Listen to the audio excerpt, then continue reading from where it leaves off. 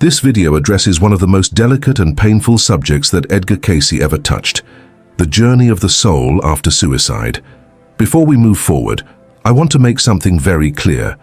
What you are about to hear is shared with the deepest respect for those who have suffered, for families who have carried this pain, and for anyone who has ever faced the weight of despair. Cayce never spoke about this subject lightly. His words were meant to guide, to clarify, and to offer hope, even when the truth was difficult to hear. And today we will revisit some of those documented readings, always staying faithful to what he actually revealed. If this theme resonates with you, I invite you to stay until the end of the video, reflect deeply, and also share your perspective in the comments below. I'll personally mark your comment with a little heart, because your voice matters here.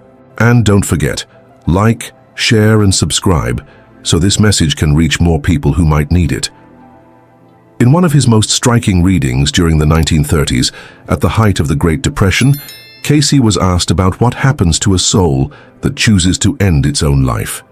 His response was both compassionate and sobering. He explained that the soul does not escape suffering by leaving the body.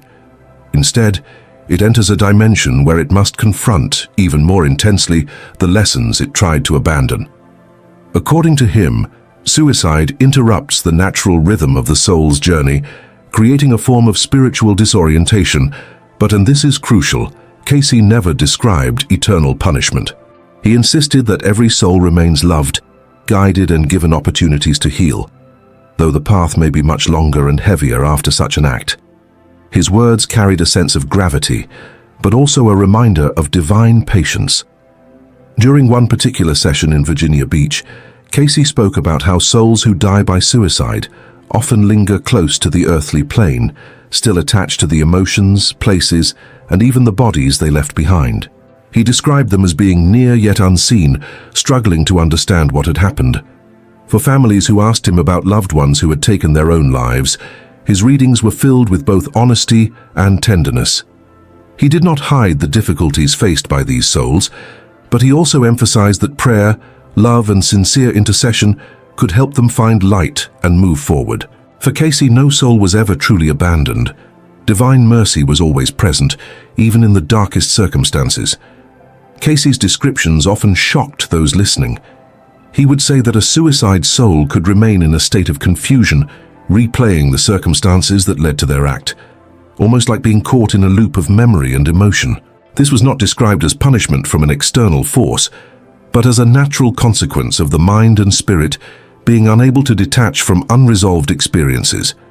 And yet, in these very moments of despair, Cayce affirmed that guides, loved ones from the other side, and higher beings of light would work tirelessly to bring understanding and healing. The process could take years, even decades in the spiritual sense, but the goal was never condemnation. The goal was restoration. At times, Cayce warned that repeated patterns of despair could carry over into future incarnations. He explained that the lessons a soul avoids by suicide are not erased, but postponed, often reappearing in the next life with similar challenges. This perspective reframed the act not as an escape, but as a delay where suffering might resurface in a new body, a new time, and under new circumstances. For him, the soul was on a long journey of growth, and no single act, no matter how tragic, could sever it from God's ultimate love and purpose. He placed immense weight on the importance of patience, perseverance, and seeking help in this life, rather than trying to cut the journey short. Cayce also pointed out something that many people found surprisingly comforting. He said that the prayers of the living truly reach the souls of those who have died by suicide.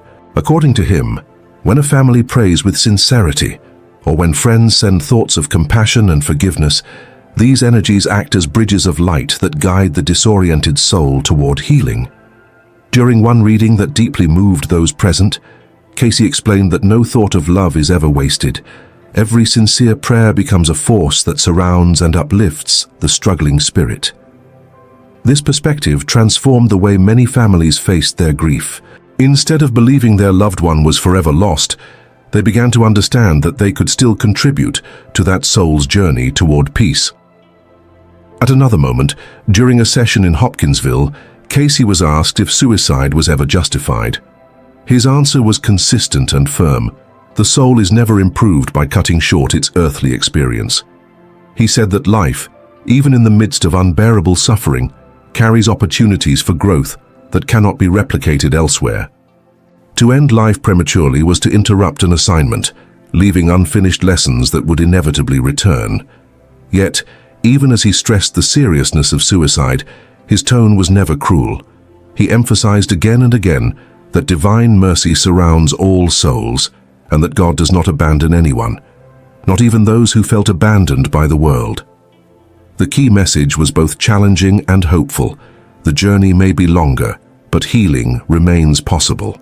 Cayce's teachings during the war years reinforced this same understanding. With so many lives being lost to violence, despair, and chaos, questions about suicide became even more urgent. Families approached him in tears, desperate to know the fate of their loved ones. In those readings, he would often describe how the soul must return again to complete what was left undone. But he also offered hope, saying that God's patience is eternal, and that even after the darkest decisions, the soul retains the spark of divine origin. What was needed, he explained, was not judgment, but compassion, from both this world and the next. His words encouraged many to shift their perspective from fear to prayerful support. For Cayce, one of the greatest tragedies of suicide was the loneliness the soul feels immediately after crossing. He described how such souls often expect relief, but instead find themselves in a strange in-between state, aware of being outside the body, yet not fully ready to enter the realms of light. This confusion could feel like wandering in a fog, searching for direction. But even in this fog, Cayce said, there are helping presences. He spoke of spiritual guides, beings of light, and even relatives who had already passed, all working to reach the lost soul. These presences could not force the soul forward, but they could patiently stand by, waiting for the moment when the soul opens to receive help. And this is where Cayce introduced a perspective that touched many hearts. He reminded families that their continued love, forgiveness, and remembrance created channels of energy that made it easier for the lost soul to see and accept help. In other words, the connection between the living and the dead did not break with suicide. It became even more crucial. Those who carried grief could choose to transform it into healing energy for their loved one. This teaching not only gave families hope, but also gave them a sense of responsibility, a way to actively participate in the redemption of a soul they thought had been lost forever. In some of his most profound readings, Cayce made it clear that suicide was never the end of the story. He explained that while the act brings immense confusion, the soul eventually reaches a point of awakening. That moment may come slowly, after years of wandering in a state of unrest, or more quickly if surrounded by love and prayer. But when it comes, the soul recognizes that life cannot be escaped, it can only be transformed. Cayce described this awakening as both painful and liberating. Painful because the soul sees clearly the weight of its choice, but liberating because it also realizes that the door to redemption was never closed. This was the balance he always brought, honesty about consequences, but also assurance of divine mercy. He also reminded people that suicide often arises from deep suffering, illness, or despair, and that God sees the heart behind the act. Unlike human judgment, divine understanding does not condemn without compassion. In one reading, Cayce said that the soul who takes its own life is not cast into eternal punishment, but rather into a process of confronting what was left unfinished. He compared it to leaving school before graduation. You may avoid one exam, but sooner or later, you must return to complete the lesson. This metaphor helped many understand that suicide does not erase responsibility, but it also does not erase hope. The journey continues, and the soul is never outside the reach of divine love. Cayce often connected this subject to reincarnation. He explained that the challenges avoided by suicide would often reappear in a future life, sometimes with even greater intensity. A person who ended life due to poverty, illness, or broken relationships might face similar patterns again until the lesson was truly learned. Yet he emphasized that this was not punishment, but simply the law of cause and effect in action. The universe, he said, is built on balance, and every unfinished task eventually returns to be completed. This teaching was sobering, but it also gave meaning to suffering, showing that even in tragedy there was purpose and a path forward. It is important to note that Cayce never spoke about this subject to inspire fear. His intent was to awaken responsibility and compassion. He urged people to understand that while suicide creates real challenges, the greater truth is that no soul is ever abandoned. In fact, he said that the souls of those who die this way often become deeply aware of the value of life, and when they reincarnate, they carry within them a stronger determination to endure and to grow. In this sense, even the darkest choices can eventually lead to greater light. His perspective was one of both realism and redemption, a call to honor life while also trusting in God's infinite patience. For those listening in his time, and for us today, these words carry a heavy but important message. Life is sacred, even when unbearable pain makes it seem impossible to continue. Cayce's readings remind us that suicide does not end the soul's journey, it only complicates it. But more than that, they remind us that every soul, no matter how lost, is held by divine love. And for families and friends left behind, he gave a clear mission: pray, forgive, and send light, because your love still reaches them. And here, I want to pause to invite you. If you feel this message touches your heart, let us build a circle of compassion together.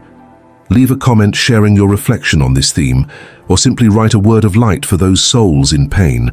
I'll personally mark your comment with a heart, because together we can transform grief into hope. And if you haven't yet, like this video, share it, and subscribe, so that these teachings can reach more people who might need them now. Cayce also emphasized that suicide often results from the crushing weight of isolation. He said that one of the greatest illusions a soul can experience while on earth is the belief that it is alone in its suffering.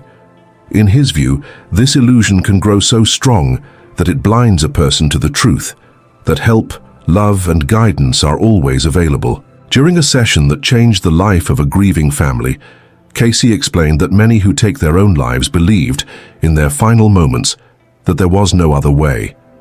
But from the perspective of the soul, once free from the body, they come to see that doors of possibility had always existed. The tragedy lies not only in the act itself, but in the blindness that precedes it. This teaching struck deeply because it shifted the focus from condemnation to compassion, reminding families to respond with love instead of judgment. He also described how souls who die by suicide can become intensely aware of the grief they leave behind. Far from escaping pain, they often witness the sorrow of loved ones with unbearable clarity. Cayce said this awareness can feel like carrying a doubled burden, the weight of their own despair and the pain they cause to others. Yet, he insisted, this awareness is also the seed of healing. By seeing the ripple effects of their act, the soul begins to understand the sacredness of life and the importance of endurance. What begins as torment slowly becomes a lesson that deepens the soul's compassion. In this way, even despair can lead to growth, though through a long and difficult path. Another key point Cayce made was that suicide never erases divine love. He rejected the idea of eternal damnation. Instead, he taught that every soul is a child of God, and no action, however tragic, can sever that connection. He often repeated that God is patient beyond human imagination. Even when a soul wanders in confusion, lost in the shadow of its own decision, God's light remains constant. The soul may resist it, may not see it, may even run from it, but eventually it will return.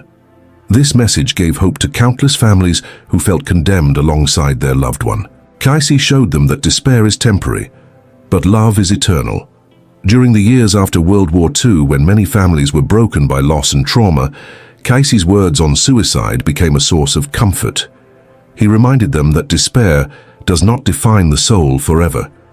He also encouraged people to see the importance of service to others as a way to prevent such tragedies. According to him, when we extend compassion, kindness, and presence to those around us, we help prevent the illusion of isolation that drives many to suicide.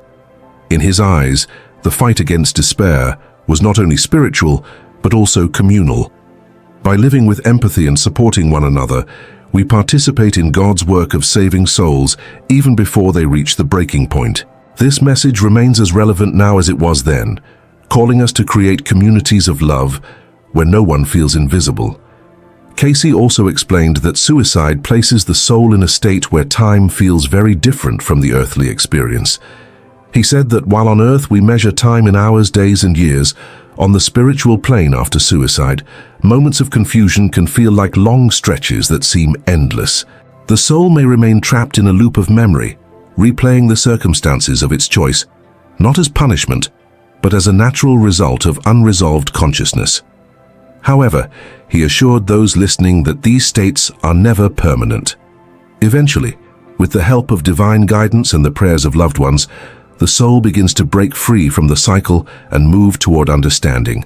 This truth brought comfort to families, reminding them that although the process could be long, it always leads toward light. In some sessions, Cayce even described how these souls are gently guided into environments of healing on the other side.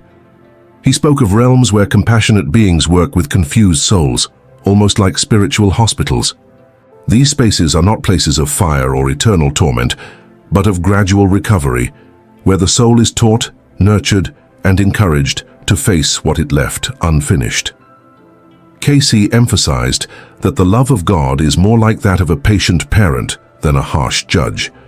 The focus is not on condemning the soul, but on helping it find strength to continue its eternal journey. This vision stood in stark contrast to more fearful religious teachings of his time, offering instead a message of responsibility balanced with hope. Families who came to Cayce often carried unbearable guilt, wondering if they could have prevented their loved one's death. Cayce's words consistently offered them relief. He said that while we each carry responsibility for our choices, no single act of another person defines the eternal destiny of their soul. He urged families to release self-condemnation and instead focus their energy on sending love, prayers, and forgiveness. This, he explained, not only helps the departed soul, but also begins to heal the hearts of those left behind. His message was clear. Grief can either chain us in sorrow or become a channel of healing. The choice belongs to us. At the same time, Cayce never minimized the seriousness of suicide. He wanted people to understand that life's challenges, no matter how unbearable, are part of a larger plan that cannot be escaped without consequences. He compared life's struggles to medicine, bitter, difficult to swallow, but necessary for healing and growth. To refuse the lesson is to delay the cure. Yet he always balanced this with compassion, reminding everyone that God's patience ensures that no delay lasts forever. Eventually, every soul returns to the lessons it must learn, and every soul is restored. His teachings held a delicate balance, sobering in their honesty, yet radiant in their mercy. One of the most moving elements in Cayce's readings was his insistence that love never stops working. He said that even when a soul has fallen into despair and chosen suicide, the bonds of love from family, friends, and even strangers remain active. He described love as an energy that transcends the veil between worlds, reaching the most isolated corners of the spiritual realm. According to Cayce, this is why acts of kindness, prayer, and forgiveness are never wasted. They become guiding lights that the confused soul can eventually see and follow. He even suggested that souls who are lifted by these energies often return in future lives with a deeper sensitivity to compassion, because they have experienced firsthand how love can rescue even in the darkest hour. Cayce also explained that while suicide complicates the soul's path, it does not define its eternity. He compared it to a student who leaves the classroom before finishing the exam. The test is not erased, it simply waits. When the soul reincarnates, the unfinished lessons will appear again, often with the same themes: loneliness, illness, rejection, or loss, until the spirit learns endurance and discovers strength through faith. Though this can sound heavy, Cayce always balanced it with hope. He said that these repeated lessons are not punishments, but opportunities for greater growth, because the soul becomes stronger with each attempt. Over time, what once felt unbearable can transform into a source of wisdom and compassion for others. In his view, one of the most sacred responsibilities of the living is to stand as intercessors for those who died by suicide. Cayce encouraged families to pray not only for peace but also for clarity and courage for the departed soul. He insisted that these prayers create actual conditions in the spiritual dimension, like bridges that help the wandering soul cross into the realms of light. This teaching empowered many who once felt helpless, giving them a role in their loved one's healing process. It also reminded them that love is an active force, not just a memory. By choosing to forgive, bless, and uplift the soul, they could help shorten its time of confusion and guide it toward hope. Finally, Cayce left us with a truth that ties everything together. No matter how painful the act of suicide, no soul is ever abandoned. Divine patience outlasts every shadow, and God's mercy is larger than human despair. He acknowledged the sorrow, the confusion, and the delays, but always returned to this truth, that every soul, without exception, is destined for healing, for growth, and for reunion with the Creator. This message still echoes today as both a warning and a promise. Life should not be cut short, but even when it is, redemption remains possible. And now, as we close this reflection, I invite you once more. If this message touched your heart, share your thoughts in the comments, and I will mark each one with a heart to honor your voice. Don't forget to like, share, and subscribe, so these teachings of Cayce can continue to inspire and bring light to those who need it most. On a cold February afternoon in 1934, in a modest reading room in Virginia Beach, Edgar Cayce was about to deliver one of the most profound revelations about human consciousness ever documented. The question had been haunting families across America during those harsh Depression years, when industrial accidents claimed lives in the most horrific ways imaginable. Our desperate mother, whose 19-year-old son had perished in a Chicago factory fire, sat trembling as she asked the question that would change everything we thought we knew about death, suffering, and the indestructible nature of the human soul. What Cayce revealed during that 47-minute trance session didn't just console a grieving family. It revolutionized our entire understanding of what happens to consciousness during the most extreme moments of physical trauma. The sleeping prophet was about to pull back the veil on one of humanity's deepest fears and reveal a truth so extraordinary that it would challenge every assumption about death by fire. Picture this scene for a moment. The scent of winter air mixing with the faint aroma of burning coal from nearby homes. A mother's hands shaking as she clutched a photograph of her son, his bright smile forever frozen in time. The weight of unimaginable grief pressing down on everyone in that small room. And then Edgar Cayce's voice, calm and otherworldly, beginning to speak truths that would echo through generations. The soul, he began in that distinctive trance voice that had diagnosed impossible illnesses and predicted events decades before they occurred, does not remain imprisoned within physical pain. There exists a divine mercy built into the very fabric of consciousness itself, a protection mechanism that activates when human suffering exceeds what the spirit can endure. But here's what nobody expected to hear on that winter day in Virginia Beach, something that would shatter every preconceived notion about death by fire. Cayce explained that in cases involving severe burns and fire-related deaths, something miraculous occurs within the first critical moments. The soul, that eternal spark of divine consciousness that inhabits our physical form, doesn't experience trauma the way our waking minds imagine it would. Instead, there's a phenomenon he described as compassionate displacement, a kind of spiritual anesthesia that the soul's own divine nature automatically activates when physical trauma exceeds human capacity for endurance. During that historic reading, Cayce detailed exactly how this process unfolds. Within the first seconds of extreme fire trauma, the soul begins what he called a gradual untethering from the physical body. It's as if some ancient wisdom encoded in our spiritual essence recognizes the need to prepare for transition. This disconnection isn't sudden or jarring. It's gentle, progressive, and surrounded by what he described as legions of light beings who assist in the process. The soul rises, were Cayce's exact words that day, like sacred vapor that cannot be touched by earthly flames. It observes from a place of increasing peace, but does not inhabit the physical distress.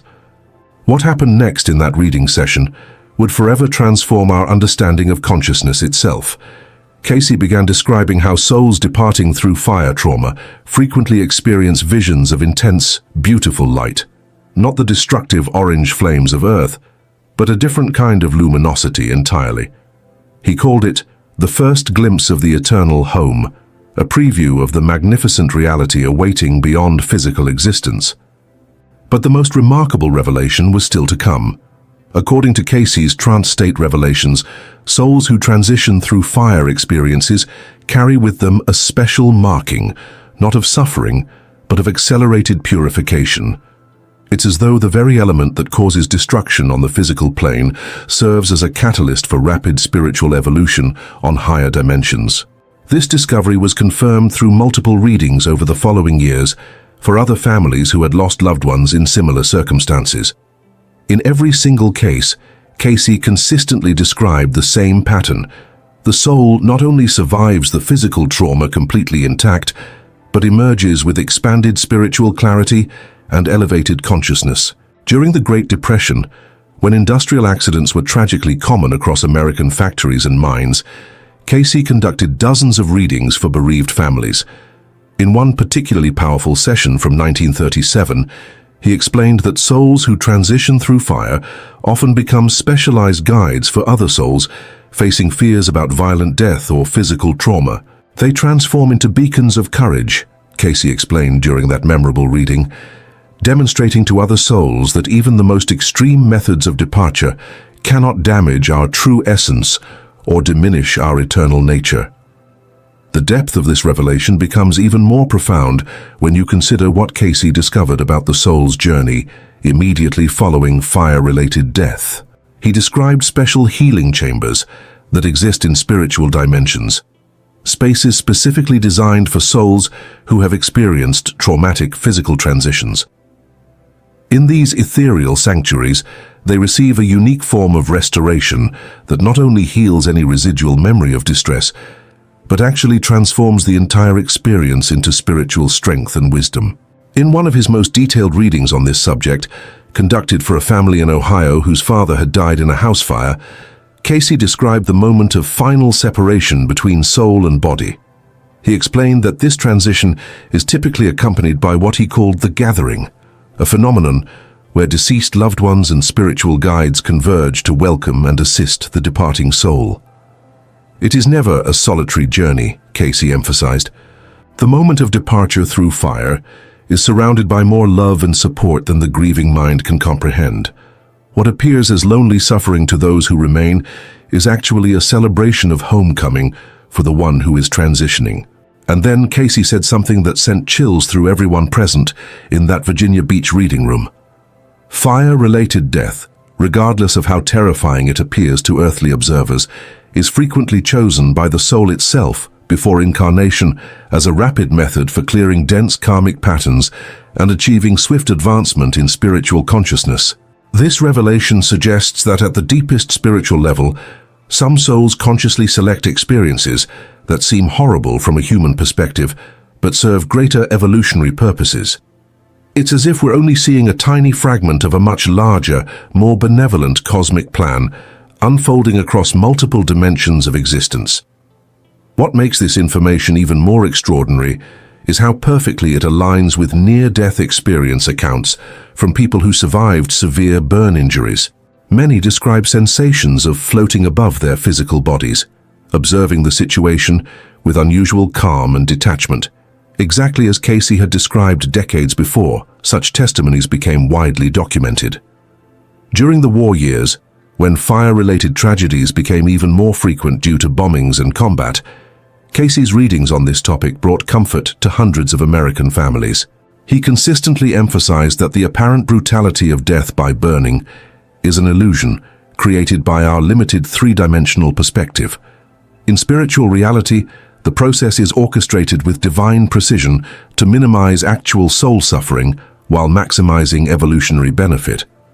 One of Cayce's most fascinating discoveries involved what he called cellular memory transformation following this type of transition. He explained that souls who experienced fire-related death often maintain a special affinity for light in their subsequent incarnations.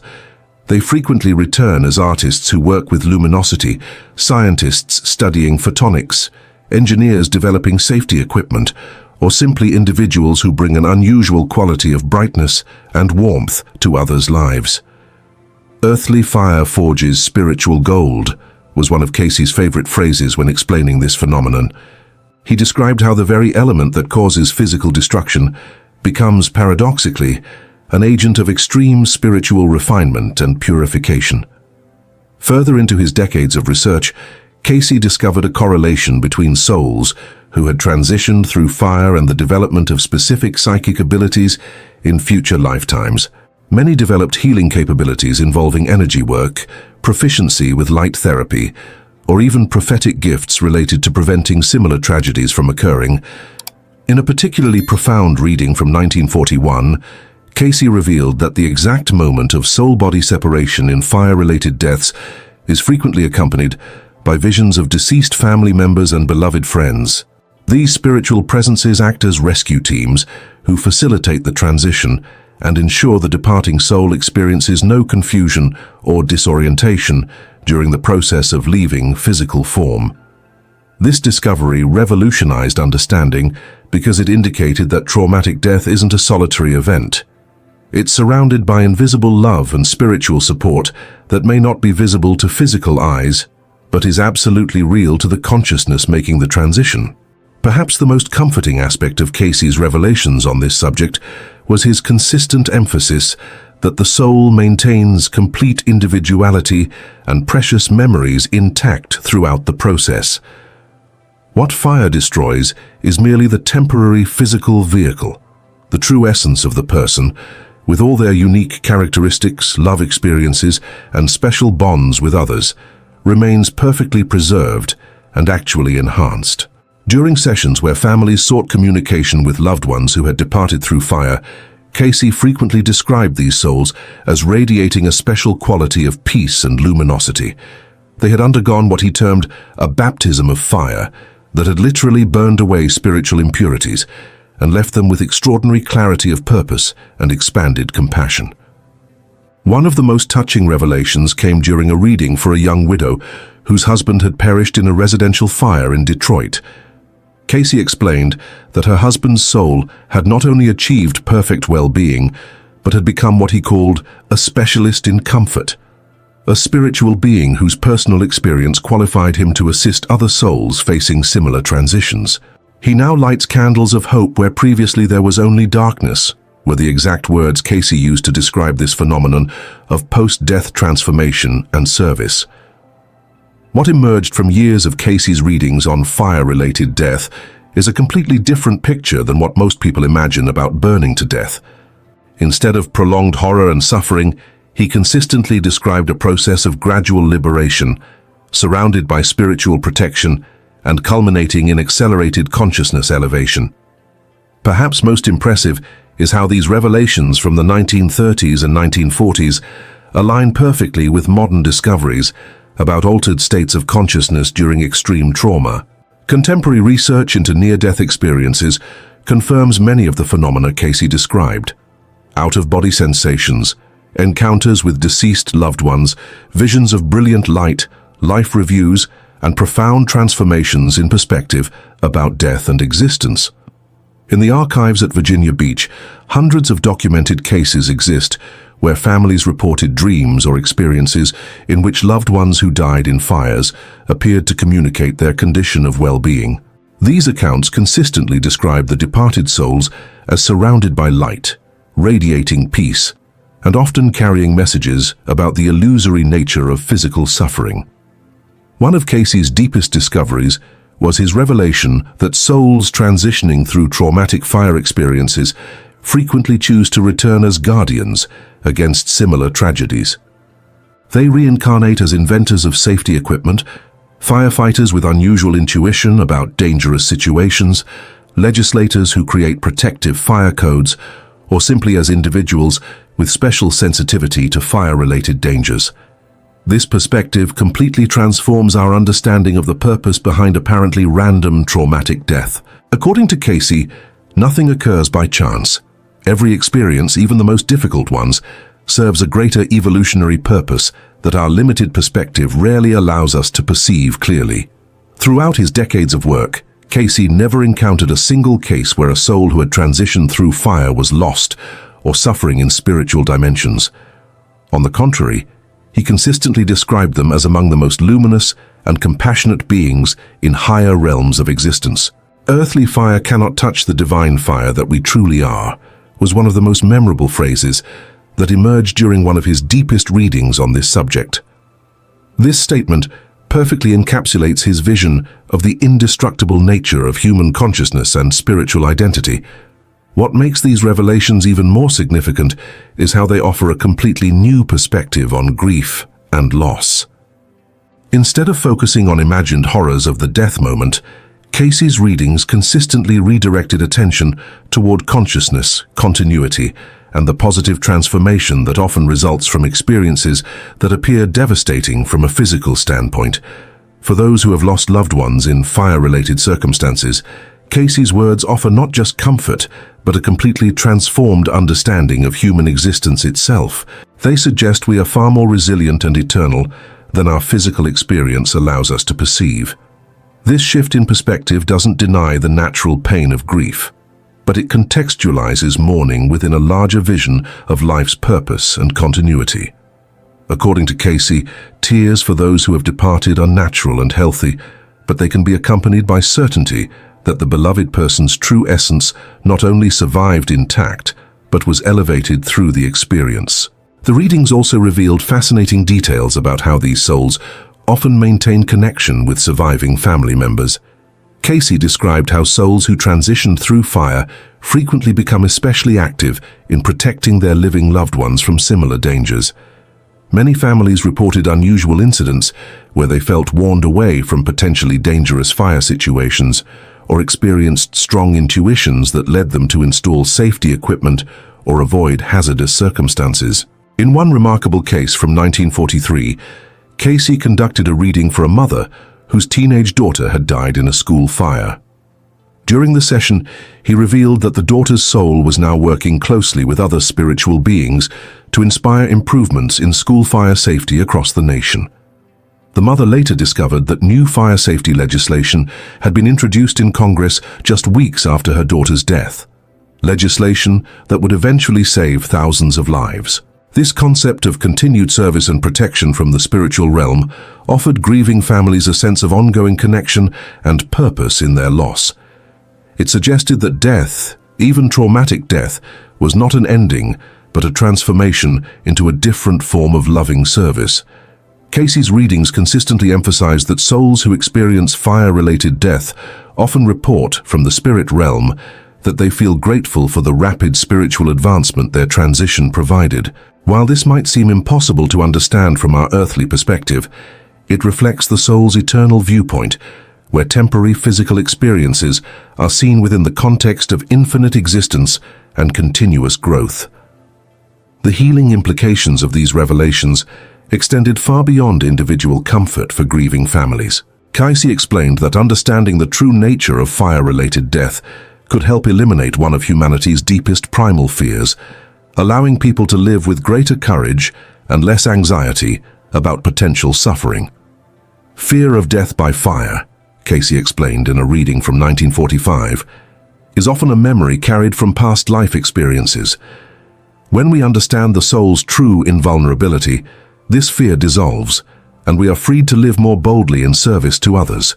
This observation led to one of Cayce's most profound insights about the purpose of his revelations on this subject. He suggested that widespread understanding of the soul's indestructibility could help humanity evolve beyond paralyzing fears that prevent full engagement with life's opportunities and challenges. The readings also detailed how souls who had transitioned through fire often played special roles in what Cayce called the cosmic curriculum, a grand educational system operating across dimensions where souls learn through diverse experiences. Those who had mastered the fear of fire through direct experience became teachers and guides for others still learning to overcome similar fears. In several readings, Cayce described how these souls would sometimes visit people in dreams to offer comfort and wisdom about overcoming fear-based limitations.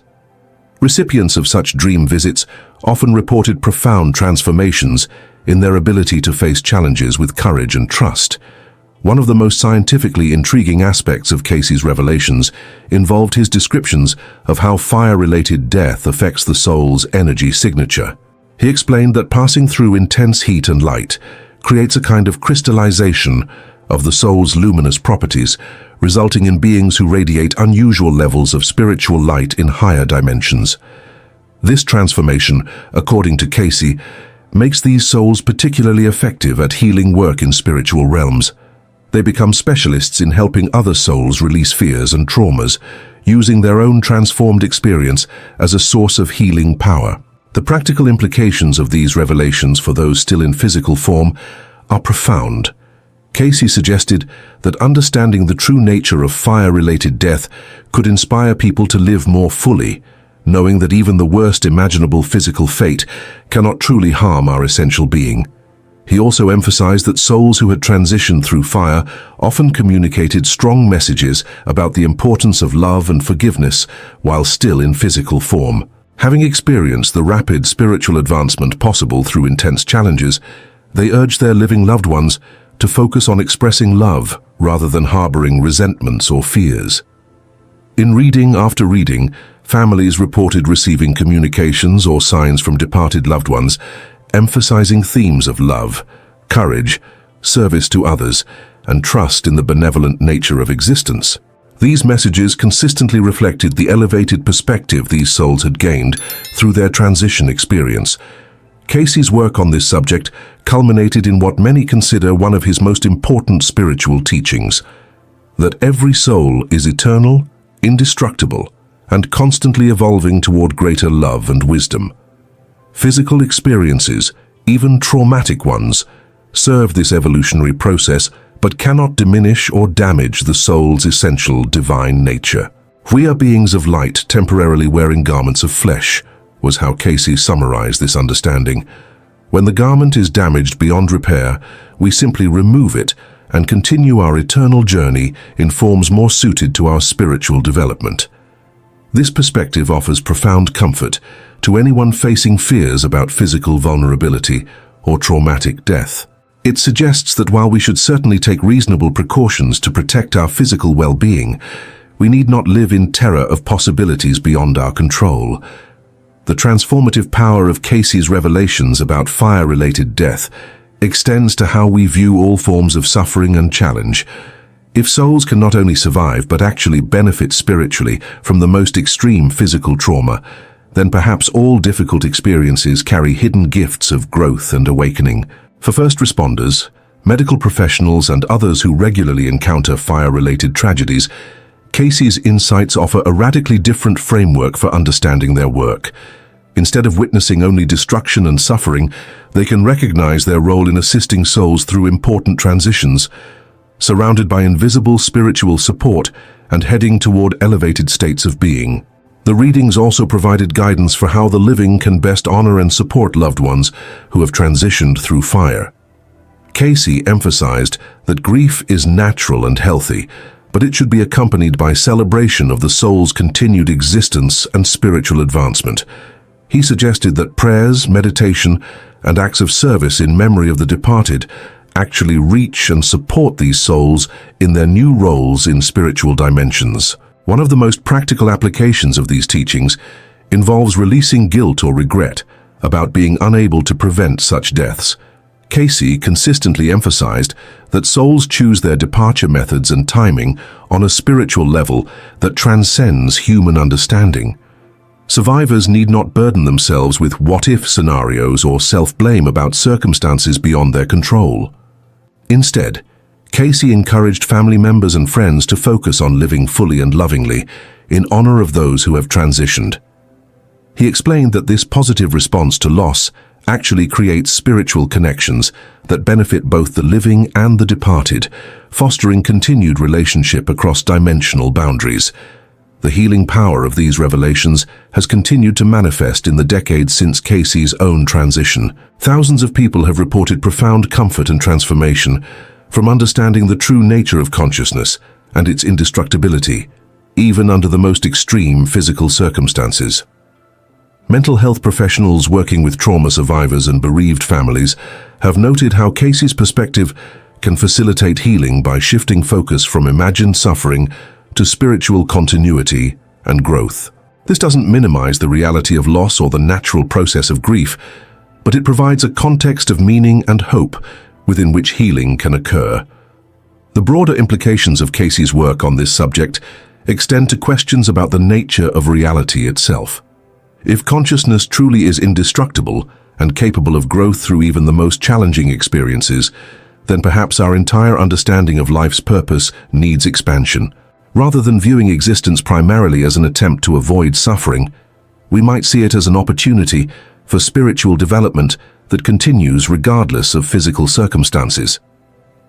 This shift in perspective has inspired countless individuals to live more courageously, love more openly, and serve others more generously, knowing that their essential being cannot be threatened by external circumstances, no matter how challenging they might appear. For researchers and scientists studying consciousness, near-death experiences, and the nature of human awareness, Cayce's detailed descriptions from the 1930s and 1940s provide a remarkably consistent framework that aligns with contemporary findings. His work suggests that consciousness studies might benefit from seriously considering the possibility that awareness itself is far more fundamental and durable than current materialistic models assume.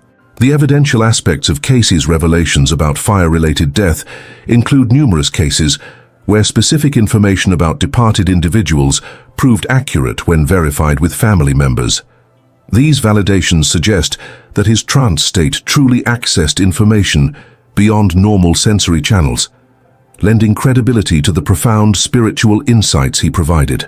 Edgar Cayce's revelations about what happens to the soul of someone who burns to death offer a vision radically different from what fear and ignorance typically construct. Instead of prolonged agony, he describes compassionate liberation. Instead of spiritual destruction, he reveals accelerated purification. Instead of tragic endings, he glimpses luminous new beginnings filled with expanded service and love. For those carrying the pain of having lost someone in fire-related circumstances, his words echo across the decades with a clear message. Love is truly indestructible. Consciousness is genuinely eternal.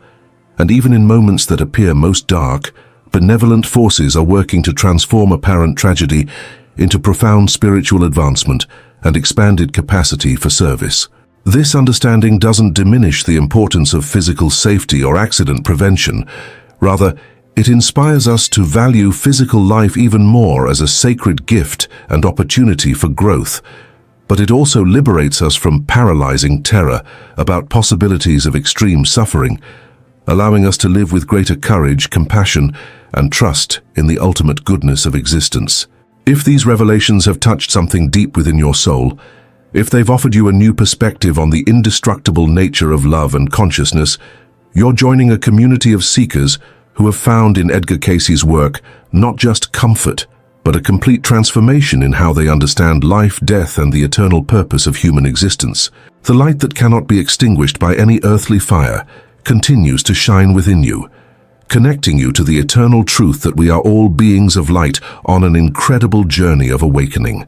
What if that ring you keep in a drawer, that photo you can't throw away, or that piece of clothing still carrying someone's scent is not just a memory, but a cord that ties your energy to the past? Edgar Cayce believed that physical objects can retain the vibrations of those who once owned them, echoing their emotions, fears, and even unfinished spiritual lessons.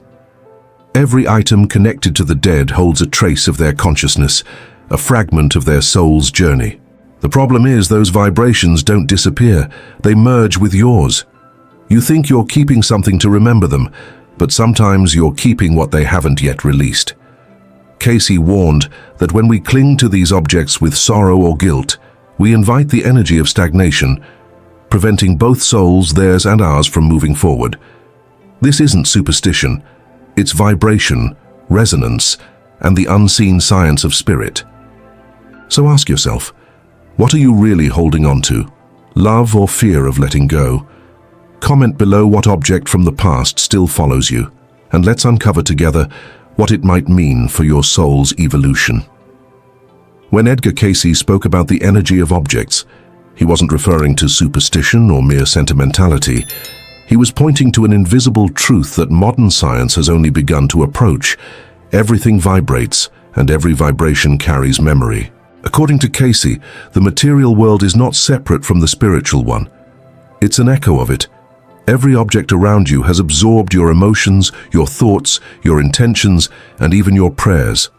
That means a piece of jewelry, a family Bible, or an old photograph may still resonate with the emotional field of the person who once held it. If that person has passed on, what remains isn't just the physical form. It's a subtle vibration that continues to live in the unseen layers of reality. Cayce often said that energy cannot be destroyed. It only changes form. This means that the grief we attach to an object doesn't vanish. It lingers, shaping the energy field around us, influencing our sleep, our emotions, and even our faith. When a person dies, the soul moves on, but the vibrations left behind can remain in the things they touched. The danger arises when we confuse the object with the presence of the soul itself. We hold on to what we can touch, thinking it connects us to what we lost. But in truth, we may be chaining ourselves to a vibration of sorrow that was never meant to be eternal. To Cayce, the purpose of life was growth, movement toward God. Anything that binds the soul to the past interrupts that flow. He warned that many people unconsciously imprison their spirits in rooms filled with relics of pain, clothing that still smells of the dead, objects that reopen wounds instead of healing them. The soul, he said, cannot ascend while the heart clings to the dust of yesterday. True remembrance does not live in matter. It lives in spirit, in prayer, and in acts of love. Every time we perform a deed of kindness in memory of someone, their energy rises with ours. But when we lock their image in a frame of grief, both remain stuck between worlds. There's a reason Jesus said, "Let the dead bury their dead." It wasn't coldness, it was wisdom. He was teaching detachment not from love, but from illusion. To cling to what has passed is to deny resurrection. Cayce expanded on this idea, explaining that our loved ones do not need our mourning, they need our light. They evolve as we evolve. When we choose faith over despair, when we release what we no longer need, we become channels through which they too can ascend. So when you look at that old ring or folded shirt, ask yourself, is this helping their soul move closer to the divine, or is it holding both of us in the past? Sometimes the attachment to an object becomes a silent form of worship. We don't realize it, but we start believing that the object itself carries power, as if it could protect or punish us. Cayce reminded his followers that no material thing has spiritual power, unless it is used as a symbol that points back to God. The cross, for example, is sacred not because of the wood, but because of the meaning we give to it. If the symbol connects you to faith, it's holy. But if it keeps you bound to fear or guilt, it becomes an idol. This is why Cayce encouraged people to purify their surroundings, to treat their homes as temples of vibration. The energy you allow to live in your space affects your dreams, your thoughts, and your connection to God. Holding on to objects saturated with grief can cloud the mind, making it difficult to hear the inner voice of the spirit. He said that peace of mind often begins with physical order. The act of letting go in the material world opens a channel for clarity in the spiritual one. When we release, we make space for grace. Before we continue, take a moment to reflect. What object in your home carries the heaviest emotion? Is it love that holds you to it, or fear of forgetting? If this message resonates with you, like this video and subscribe, so more souls can awaken to this same truth.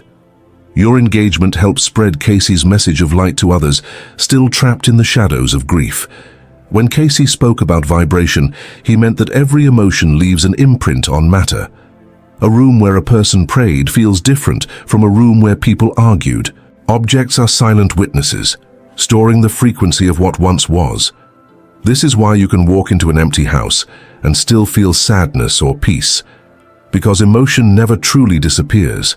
It lingers like a perfume that refuses to fade.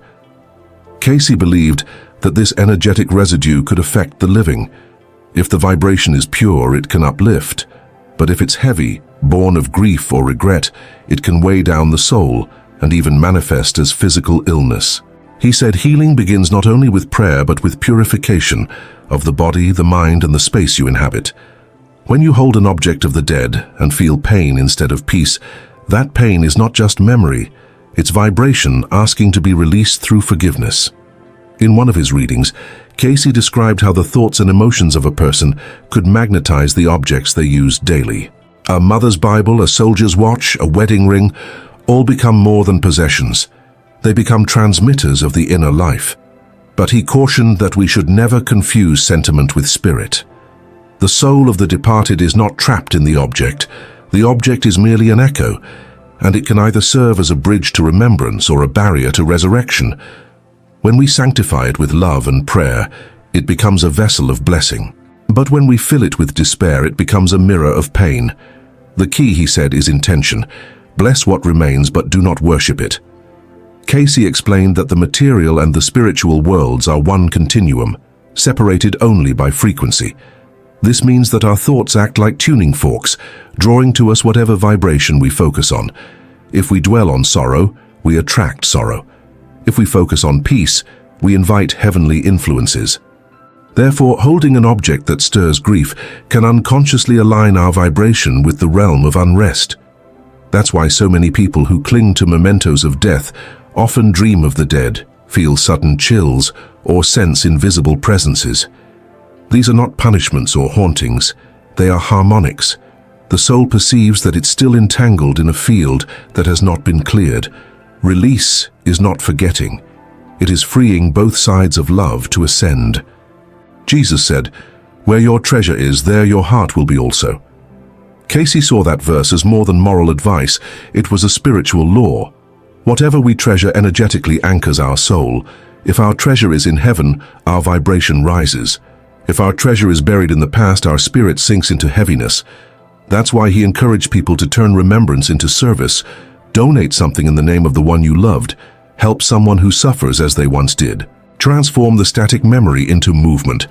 Because in spiritual terms, motion is life. The soul that gives heals faster than the soul that mourns. The practice of releasing objects can become an act of worship. It is the moment when faith overcomes fear. Cayce said that when you release something sacred with love, the energy within it is not lost. It is multiplied and returned through grace. The divine always fills the space you clear. When we surrender the physical reminder, God places the essence of that memory inside the heart, where no decay can touch it. It is like trading a shadow for light. So the question is not whether you should keep or discard an object. It is whether keeping it brings you closer to God or keeps you tied to the dust. If this message has touched something in you, take a moment to like this video and subscribe to this channel.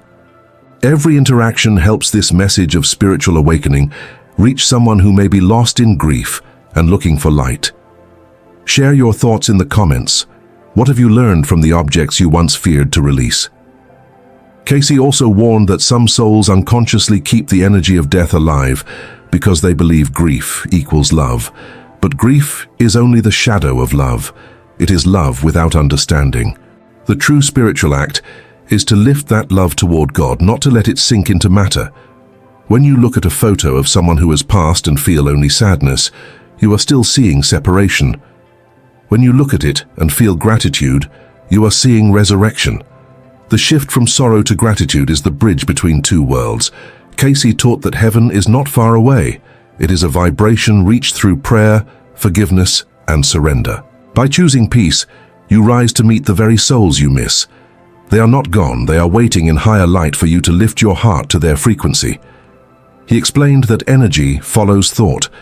This means every time you remember the dead with bitterness or guilt, that thought reaches them as a vibration. It can disturb their rest, keeping them emotionally connected to what they left behind. That's why Cayce said the most sacred gift we can give the departed is peace of mind. Pray for their growth, not their return. Send them light, not longing. Because every soul continues to evolve, and the living are part of that process. Your forgiveness and faith become part of their progress. In this sense, releasing objects of sorrow is not losing them. It's helping them ascend. Imagine how different your home would feel if everything in it carried the vibration of love, hope, and divine remembrance. Cayce said that harmony in the physical world mirrors harmony in the inner world. He often advised people to cleanse their homes with prayer, not ritual. Walk through each room, hold each object and ask, does this raise my spirit or weigh it down? If it burdens you, release it. If it blesses you, Keep it with gratitude. The goal is not emptiness, but alignment. When the vibration of your surroundings matches the vibration of your heart, you begin to feel what Cayce called the presence of the Christ within. That inner presence can only dwell where there is peace. To Cayce, Jesus was the ultimate example of detachment rooted in divine love. Christ never clung to form. He used form to reveal spirit. The bread and wine of the Last Supper were symbols, not ends in themselves. Their power lay in remembrance of truth, not in the elements. In the same way, your grandmother's rosary, your father's old jacket, or your child's drawing can become sacred when they lead you to prayer. But if they lead you to tears of despair, they lose their sanctity. Cayce said, "True spirituality turns memory into mission. It transforms pain into compassion. When we bless the past, we become instruments of the same healing that once flowed through Christ himself." There's a hidden law in all of this. You cannot receive new grace while your hands are full of old sorrow. Many people wonder why their prayers seem unanswered, why peace feels distant. Cayce explained that divine energy cannot pour into a vessel already occupied by grief. The act of letting go is not a loss, it's a preparation. The soul that clings cannot receive. The soul that surrenders becomes a conduit of light. This is why spiritual teachers across ages, Jesus, Buddha, Paul, Cayce, all spoke of dying before death. It means releasing attachment to the world's illusion before the body perishes, so the spirit may live freely even now.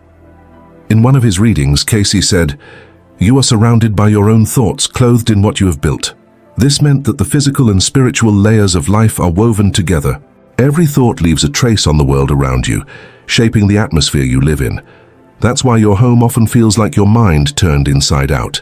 If you hold on to objects of death, your surroundings begin to echo that frequency, keeping you spiritually numb without you realizing it. To Cayce, the house wasn't just a structure, it was an extension of the soul. Cleaning it, clearing it, and blessing it were not chores, but spiritual practices. He believed that even dust and disorder could manifest as confusion in thought, and the act of tidying became a metaphor for aligning the mind with divine order. When you remove what no longer serves, you are not throwing away, you are resurrecting. Cayce also reminded that God never asks us to forget our loved ones, but to see them through the eyes of eternity. The mistake comes when we confuse love with possession. The soul belongs to God, not to us. When we truly love someone, we set them free to grow. Holding on through physical symbols alone reduces them to a memory. Holding on through prayer elevates them to spirit. He said that the greatest honor you can give the dead is to live a life that proves love is stronger than death. Because love, when purified, becomes the same energy that sustains the universe. In his readings on grief, Cayce often referred to Jesus weeping at the tomb of Lazarus, not because of hopelessness, but because people could not see that life never ends. Christ knew that death is a doorway, not a wall. Yet humanity still clings to the tangible, as if matter were more real than spirit. Cayce explained that this attachment comes from fear, the fear that without the physical reminder, we will lose connection. But he said the opposite is true. Only when the heart lets go of form can it feel the presence of spirit fully. The veil between worlds is not lifted by emotion, but by vibration. That's why moments of silence, prayer, and gratitude create openings through which divine comfort can reach us. He also warned against transforming grief into identity. Many souls, he said, anchor their sense of meaning in loss. They speak of the dead so often that they become half-dead themselves, living through memory instead of purpose. This is why Jesus called us to be born again, not once, but continually. Every rebirth requires the death of attachment. Cayce said this is how the soul matures, by losing what it cannot keep and gaining what cannot be lost. When you release what is temporal, you inherit what is eternal. Letting go of an object doesn't mean letting go of love. It means transforming that love from weight into wings. It means allowing your memory of the person to guide you into service, forgiveness, and faith. In Cayce's words, you keep what you give away. If you release a cherished item in an act of compassion, you carry its true essence with you forever. In the divine equation, nothing surrendered in love is ever lost. Cayce believed that the vibration of gratitude could transform even the densest energy. He taught that when you look at an object once linked to pain and consciously bless it, you rewrite its frequency. The past does not disappear, it is redeemed. The same ring that once carried sorrow can become a reminder of how deeply you learned to love. But this transformation requires honesty. You cannot pretend to have healed while still holding resentment inside. Healing begins the moment you speak truthfully to your soul and to God. I release this pain. I return this memory to love. Cayce said that a single sincere prayer uttered with faith could cleanse a lifetime of emotional residue, because prayer, when done with surrender, moves through the invisible layers of energy faster than any physical action. He often reminded his followers that spiritual laws work as precisely as natural ones. Just as gravity pulls matter downward, divine vibration pulls the soul upward. Every thought of forgiveness lightens your frequency, while every thought of guilt anchors it. That's why Jesus taught to forgive 70 times 7, not for others but for our own liberation. Cayce described forgiveness as the great purifier of vibration, the act that restores harmony between the visible and invisible. And when forgiveness touches memory, even objects connected to death lose their heaviness. They become symbols of awakening. For those who feared letting go, Cayce offered this reassurance. No true connection can ever be broken. When a loved one departs, what ends is the form of relationship, not the essence. Souls that have loved one another remain in the same current of divine energy, continuing to influence and support each other through prayer and thought. He said that when you remember someone in peace, you actually strengthen their progress on the other side. When you remember them in anguish, you cloud the path. So when you decide to part with their possessions, do it in reverence, bless them aloud, say their name in light. Offer that energy back to God and both of you will rise. Cayce also emphasized the importance of creating new sacred symbols. Once you've released the old, fill the space with something that represents renewal, a candle, a Bible verse, a small act of service. The void left behind is not emptiness, it's a field waiting for divine energy to enter. He called this making room for the Christ vibration. In that higher field, everything that once hurt begins to make sense. Loss turns into initiation. Memory becomes mission. The more you give, the more you receive, because you are aligning with the law that governs all life. Circulation. The universe never stops moving. Energy only stagnates when the human heart refuses to flow. So tonight, before you sleep, look around your room. Hold the object that carries the strongest emotion. Ask yourself what it truly means. If it brings peace, keep it with gratitude. If it brings tears that still feel heavy, whisper a prayer and release it. That act of courage may be the very prayer your loved one has been waiting for. Because love never ends, it only changes frequency. And every time you rise in vibration, you come closer to the light where they already are. Cayce believed that the soul's journey doesn't end when the body dies. It expands. Death, he said, is simply a change of vibration. The soul leaves the physical frequency and moves into a higher octave of existence. But those left behind often resist that shift, anchoring the departed through memory, emotion, and physical attachments. When we cling to their possessions with sorrow, we unknowingly pull them back toward the vibration of earth. It's like holding a bird by its wings while it tries to fly. True love lets go and trusts that God continues to care for what we can no longer touch. Cayce's message was clear. Releasing is not forgetting, it is participating in resurrection. He often said that the spirit world responds instantly to thought. When you send a prayer of light, it travels faster than any physical force. This means you can communicate with the dead not through objects but through consciousness. When your heart speaks in gratitude, they hear it. When you forgive them, they feel relief. The connection between souls never fades, it only changes its form.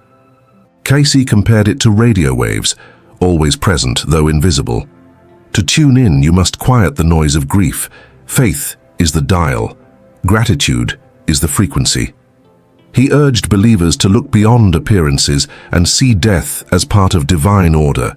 Jesus himself demonstrated that life continues beyond the tomb, not as theory but as truth lived. Cayce said the same power that raised Christ from the dead flows through every soul willing to align with God's law of life. That law says, nothing real can die. Only illusion perishes. Therefore, the act of releasing an object tied to death becomes an act of resurrection within you. You are declaring that love belongs to eternity, not to form. So if you have kept something that still makes you cry, don't judge yourself. Those tears are prayers waiting to be understood. Sit in silence, hold that object, and ask God to show you what lesson still hides there. Maybe it's time to forgive, to accept, or simply to say goodbye with faith. When you do, you will feel something subtle but real, a lightness, a breath, a quiet knowing that you've released not just an object, but a weight from your soul. And in that moment, you will realize what Cayce meant when he said, "To love truly is to set free." Let this message stay with you. Cleanse your space, purify your thoughts, and open your heart. The more you let go of the past, the closer you draw to the divine present where God lives. If this teaching has touched you, like this video, subscribe to the channel and share your reflection in the comments. Together, we can spread Cayce's light so that more souls may awaken from sorrow to peace. Because in the end, every object fades, but love remains, eternal and untouched. A woman dying of cancer hadn't spoken in 3 days. Her family gathered, expecting the end. Then suddenly she opened her eyes, sat up with strength she hadn't shown in months, and began sharing profound spiritual wisdom that left doctors speechless and family members forever changed. She described deceased relatives visiting her, revealed hidden family secrets, and provided guidance that would prove accurate for years to come. Then, 18 hours later, she passed peacefully with a smile on her face. Edgar Cayce, America's most documented psychic, knew exactly why this happened, while millions of other people die without this mysterious improvement. The Sleeping Prophets archives at the Association for Research and Enlightenment contain consistent teachings about what determines whether someone will experience this mysterious improvement before death. According to Cayce's documented philosophy, it's not random, it's not medical, and it's not based on the type of illness someone has. It's based on the soul's spiritual readiness and its relationship with what he called the universal consciousness. In the next few minutes, you're going to discover exactly what Edgar Cayce taught about why some people experience this remarkable improvement while others pass without it, what spiritual factors determine who receives this gift, and how understanding this can transform your entire approach to spiritual development during your current incarnated life. If you're ready to understand one of death's greatest mysteries through the documented insights of Edgar Cayce, hit that subscribe button and turn on notifications, because these teachings will revolutionize how you view consciousness, spiritual preparation, and the soul's eternal journey. For over 4 decades, Edgar Cayce demonstrated remarkable consistency in his psychic readings about consciousness and death. Medical professionals documented cases where his insights proved accurate. Spiritual seekers verified his guidance about soul development, and researchers studied his systematic approach to understanding why some souls experience conscious transitions while others do not. According to Cayce's documented teachings, the improvement before death occurs specifically in souls who have developed what he called spiritual awareness during their earthly incarnation. This isn't about religious affiliation or church attendance. It's about the soul's conscious development of its connection to divine consciousness and its understanding of life's spiritual purpose. When this phenomenon occurs, Cayce's readings describe it as the soul gaining access to what he termed the universal mind. This manifests as sudden mental clarity even in people who had been unconscious or confused for days. Family members often witness their loved ones suddenly recognizing people they hadn't acknowledged in weeks or months, speaking with coherence they had lost to illness, and displaying peaceful acceptance that contrasts sharply with previous fear or agitation. According to Cayce's documented philosophy, these souls often begin communicating about spiritual dimensions and deceased relatives as if they were present in the room. This isn't delusional behavior, but consciousness expanding beyond the normal limitations of physical awareness to access what Cayce called the borderland between physical and spiritual dimensions. But wait, before we explore what determines this spiritual readiness, you need to understand Cayce's fundamental teaching about consciousness that explains everything. According to the documented Cayce readings, Every soul incarnates with the same potential for spiritual awareness, but not every soul develops this potential during physical life. The improvement before death occurs in souls who have consciously worked to expand their spiritual understanding and maintain active connection with what Cayce termed the God force within. Cayce taught that souls who experience this phenomenon have typically spent years developing through prayer, meditation, service to others, and conscious spiritual study. They've learned to operate from love rather than fear, from giving rather than taking, and from spiritual understanding rather than purely material focus. This spiritual preparation creates what Cayce called attunement with higher consciousness. When the time comes for physical transition, these attuned souls can access expanded awareness more easily because they've been developing this connection throughout their incarnated experience. Here's what Cayce discovered about why some souls improve before death while others don't, and exactly how this improvement manifests. According to his documented teachings, souls who remain focused primarily on material concerns, harbor resentments, or resist spiritual growth often experience more difficult transitions. They may remain unconscious, agitated, or fearful during their final days because they haven't developed the spiritual preparation needed to access expanded awareness. In contrast, souls who have worked to overcome selfishness, practiced forgiveness, served others with genuine love, and maintained regular spiritual communion demonstrate remarkable changes in their final days or hours. Cayce's readings describe these souls suddenly displaying what he called soul consciousness, an expanded awareness that transcends their previous personality limitations. This soul consciousness manifests in several documented ways according to Cayce's teachings. These souls often experience a sudden return of mental faculties that had been diminished by illness. They may speak with clarity and wisdom that seems beyond their normal educational background. They frequently demonstrate profound peace and acceptance, often comforting family members instead of needing comfort themselves. Cayce taught that during this expanded consciousness, souls often gain access to what he called soul memory, knowledge from their current incarnation that had been forgotten, as well as spiritual insights about life's meaning and purpose that they communicate to family members. The improvement before death, according to Cayce's philosophy, is actually the soul's graduation ceremony. It represents years of spiritual development, culminating in the ability to consciously move between physical and spiritual dimensions with awareness and grace. But in 3 minutes, I'll reveal what Cayce taught about how anyone can develop this spiritual readiness and why this preparation is crucial for both life and death. The difference between souls who experience improvement before death and those who don't lies in what Cayce called their spiritual vibration. Through his documented readings, he taught that thoughts, emotions, and actions create spiritual vibrations that either align with higher consciousness or remain trapped in lower material consciousness. Souls with higher spiritual vibrations, developed through years of conscious spiritual practice, can access what Cayce termed the universal mind more readily. This access creates the expanded awareness, profound peace, and remarkable clarity that characterize the improvement before death. According to Cayce's teachings, souls with lower spiritual vibrations focus primarily on material success, personal gratification, or harboring negative emotions cannot access these expanded states of consciousness as easily. Their transition may be more confused, fearful, or unconscious. This doesn't mean these souls are punished or lost. Cayce taught that all souls continue their spiritual development in other dimensions. But the conscious, peaceful transition with expanded awareness is a specific gift that comes from spiritual preparation during physical incarnation. But wait, there's something even more important about this that most people never realize.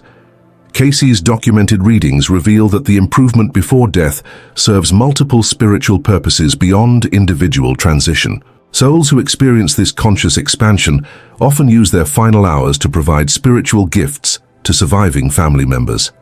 According to Cayce's teachings, spiritually developed souls approaching death often become temporary channels for higher wisdom, healing energy, and prophetic insights that benefit their loved ones. They may share profound spiritual truths, offer guidance for family members' future challenges, or provide healing comfort that transcends normal human capability. This explains why families who witness these remarkable improvements often report life-changing spiritual experiences. They're not just observing someone dying, they're receiving direct spiritual transmission from a soul operating in expanded consciousness. Cayce taught that this phenomenon is actually a demonstration of what all souls can achieve through proper spiritual development. The souls who experience conscious transition are showing others the potential that exists within every human being who chooses to develop spiritually during physical incarnation. Here's what determines whether someone will experience this improvement, according to Cayce's documented spiritual philosophy. The primary factor is what Cayce called spiritual ideals. Souls who have lived according to spiritual principles, sought to be channels of divine love, and consistently chosen service over selfishness, develop the spiritual capacity for conscious transition. Cayce taught that spiritual ideals aren't just beliefs. They're living principles that guide daily choices, relationships, and responses to life's challenges. Souls who have practiced applying spiritual ideals in practical situations develop the spiritual strength needed for expanded consciousness during death. According to his readings, souls who have worked to embody qualities like unconditional love, genuine forgiveness, compassionate service, and trust in divine wisdom create the spiritual foundation necessary for conscious transition to higher dimensions. The improvement before death reflects years of spiritual choices coming to fruition in the soul's ability to navigate dimensional transition with awareness, grace, and even the capacity to bless others during the process. But here's what's truly remarkable about Cayce's teachings on this phenomenon. According to the documented readings, developing the spiritual qualities that enable conscious transition isn't just preparation for death.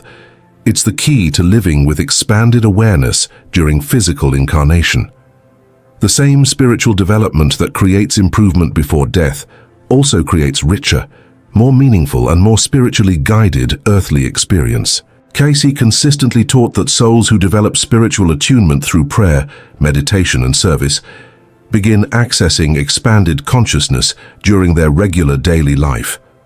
They receive intuitive guidance, experience healing abilities, and demonstrate love and wisdom that transcends normal human limitations. The phenomenon of improvement before death is actually the culmination of a lifetime spent developing these spiritual capabilities.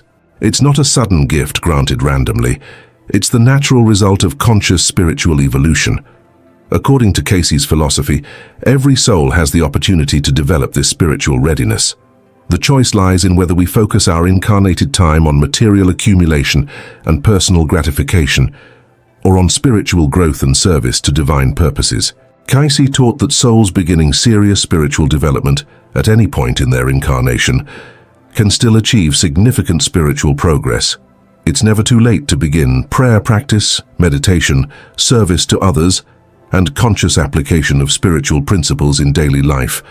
The improvement before death demonstrates the incredible potential that exists within human consciousness when it aligns with spiritual truth and divine love. These souls are showing us what becomes possible when we live according to our highest spiritual nature. Here's what Cayce taught about the specific spiritual practices that develop this readiness. According to his documented readings, daily meditation creates the foundation for expanded consciousness by teaching the soul to operate beyond physical mental limitations. Through regular meditation, souls learn to access what Cayce called the silence, where divine guidance and universal wisdom become available. Prayer, according to Cayce, isn't asking for material benefits, but establishing conscious communication with divine consciousness. Souls who develop genuine prayer relationships learn to align their will with spiritual purposes and receive ongoing spiritual guidance. Service to others, performed with genuine love and without expectation of personal reward, develops what Cayce called soul qualities. These qualities create the spiritual capacity needed for expanded consciousness during both life and death transitions. Cayce taught that studying spiritual truth through scripture, metaphysical teachings, and direct spiritual experience develops the understanding needed to navigate spiritual dimensions consciously. Souls who seek spiritual wisdom develop the knowledge needed for conscious evolution. But there's something even more profound about this spiritual development that changes everything about how we should approach our current incarnated experience. According to Cayce's documented teachings, souls who develop these spiritual qualities don't just experience better deaths, they experience continuous spiritual guidance, healing abilities, and expanded awareness throughout their physical incarnation. They become conscious channels for divine love and wisdom in the world. The improvement before death is actually a preview of the expanded consciousness that spiritually developed souls can access during their regular incarnated experience. It's not just about preparing for death, it's about awakening to spiritual capabilities during life. Cayce's philosophy reveals that we're all capable of the expanded awareness, profound peace, and divine love that characterize these remarkable final experiences. The question is whether we'll choose to develop these spiritual qualities while we have the opportunity of physical incarnation. According to the Sleeping Prophet's teachings, every meditation session, every act of genuine service, every choice to forgive rather than hold resentment, and every moment of sincere prayer contributes to developing the spiritual readiness that enables conscious transition and expanded incarnated living. The souls who experience improvement before death have invested years in spiritual development. They've made consciousness expansion their priority, divine service their purpose, and spiritual love their guiding principle. Their conscious transitions are the natural culmination of lifetime spent developing spiritual awareness. But here's what makes this even more significant for those of us still incarnated in physical bodies. Cayce taught that we're currently living in a time of collective spiritual awakening, where more souls are choosing conscious spiritual development. The phenomenon of improvement before death is becoming more common as more people dedicate themselves to spiritual growth during physical incarnation. According to his documented prophecies, humanity is evolving toward expanded spiritual consciousness, where the abilities demonstrated during these remarkable final experiences become more accessible during regular incarnated life. We're approaching a time when spiritual awareness, healing abilities, and divine guidance become normal human capabilities. This means that understanding the spiritual development that enables improvement before death isn't just about preparing for eventual physical transition. It's about participating in humanity's collective evolution toward expanded spiritual consciousness. Every soul who chooses spiritual development over material obsession, service over selfishness, and love over fear contributes to this collective awakening. The souls who demonstrate expanded consciousness before death are pioneers showing us humanity's spiritual potential.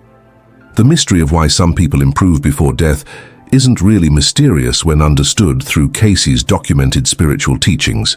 It's the natural result of spiritual development, conscious preparation, and the soul's readiness to graduate from physical limitations to expanded spiritual dimensions. According to Edgar Cayce's legacy, your current incarnated life is your opportunity to develop the spiritual qualities that create conscious transition and expanded incarnated awareness. The choice is yours. Focus on material accumulation and personal gratification, or dedicate yourself to spiritual development and service to divine purposes. The souls who experience remarkable improvement before death are showing you what becomes possible when consciousness aligns with spiritual truth and divine love. They're demonstrating capabilities that exist within your own spiritual development right now. If Edgar Cayce's documented teachings about spiritual development and conscious transition resonate with your heart and soul, make sure to subscribe and hit that notification bell. Share this exploration with anyone seeking to understand death's mysteries and life's spiritual possibilities. The Sleeping Prophet's spiritual legacy continues guiding millions toward conscious spiritual development and expanded awareness of their divine nature. His teachings offer both comfort about death's meaning and inspiration for living with spiritual purpose and divine connection. Your spiritual development during this incarnated experience determines not just how you'll experience death, but how fully you'll live. The souls who improve before death are reminding you that consciousness expansion, divine love, and spiritual wisdom are your birthright and your opportunity for development right now. Imagine that someone you love has recently passed away, But what if I told you that this person might still be by your side, watching you, trying to communicate, without you realizing it? What happens to the soul right after death? Does it immediately depart to another dimension, or does it remain here wandering the earth close to its loved ones? Edgar Cayce brought answers that challenge everything you've ever heard about death. He revealed that the spirit doesn't detach from the physical world immediately, and depending on its evolution, it can become trapped, suffering, without understanding that it has already departed. This would explain spiritual phenomena, vivid dreams with those who have passed on, and even that strange sensation of being watched when there's no one around. But after all, how long can a soul remain among us? Days, months, years? What makes a spirit depart or stay? And more importantly, are those who have already departed still trying to send us messages? Today we're going to dive deep into the revelations of spiritualism and the psychic readings that left thousands of people speechless. If you've ever had a strange experience after losing someone, tell me about it in the comments. I'll read each one and mark it with a little heart. And don't forget, if this topic moves you, help the channel grow by subscribing now and hitting that notification bell. This video will make you see life and death in a completely different way. Death. The greatest mystery of humanity. Since the beginning of time, human beings have questioned, what happens after the last breath? Does the soul dissolve into infinity, or does it continue wandering, trapped in this world by invisible bonds? Spiritualism has brought us answers that challenge traditional thinking and make us reconsider how we view life and death. To understand the destiny of the soul after passing, we need to look at Edgar Cayce's teachings and his psychic readings. He revealed to us that the transition to the spiritual plane doesn't happen instantaneously. The spirit, upon leaving the body, doesn't disappear. It continues feeling, perceiving, and often without even comprehending that it has died. That's why some souls remain on earth, trapped to people, places, and feelings they cannot abandon. But how long does this last? It depends. The degree of attachment to the material world, unresolved emotions, and even personal beliefs can influence this permanence. Spirits who had traumatic deaths, who carry deep guilt, or who don't accept their departure, can wander for years, even centuries. That's why there are so many reports of apparitions, voices, whispers in the silence of the night. These are those who couldn't depart, who remain trapped in our plane, seeking answers, trying to communicate. What if I told you that many of us have already had contact with these spirits without even realizing it? Have you ever felt an unexpected chill? A strange sensation that you're not alone? Objects that move from their place, perfumes that appear out of nowhere. This could be a sign of the presence of a soul that hasn't yet found its way to the light. Edgar Cayce gave readings about spirits who said they were trapped in the material world because they couldn't detach from the living. Many described a feeling of confusion, as if they were in a dream from which they couldn't wake up. They wander among us, watching life continue without them, trying to get our attention. But not everyone succeeds. Some become silent shadows, invisible presences that only observe. Others, however, find ways to manifest. How many times have we heard stories of people who received inexplicable signs from deceased loved ones? Clocks that stop at the exact time of death, animals that react to something we can't see, dreams that seem too real to be just dreams. All of this could be a spirit's attempt to communicate, to say that they're still here. But then, how do we know when a soul finally departs? What happens at that moment? There is a process, a path that every soul must follow. And that's exactly what we're going to talk about now. When the spirit finally realizes it has died, it goes through a process that Edgar Cayce called fluidic detachment. This is the moment when the soul begins to disconnect from matter and see its new reality. But this detachment doesn't happen the same way for everyone. Some souls can quickly accept their departure and move on to higher spheres. Others, however, resist. Those who lived a life of great spiritual connection, who understood the transitory nature of the body and prepared for death, usually make this passage peacefully.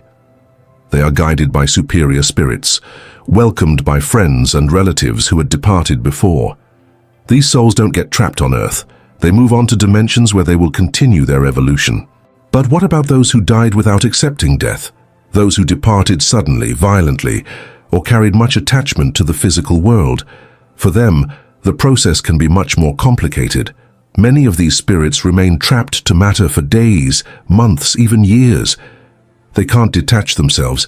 They live in a state of confusion, without understanding that they're no longer part of the world of the living.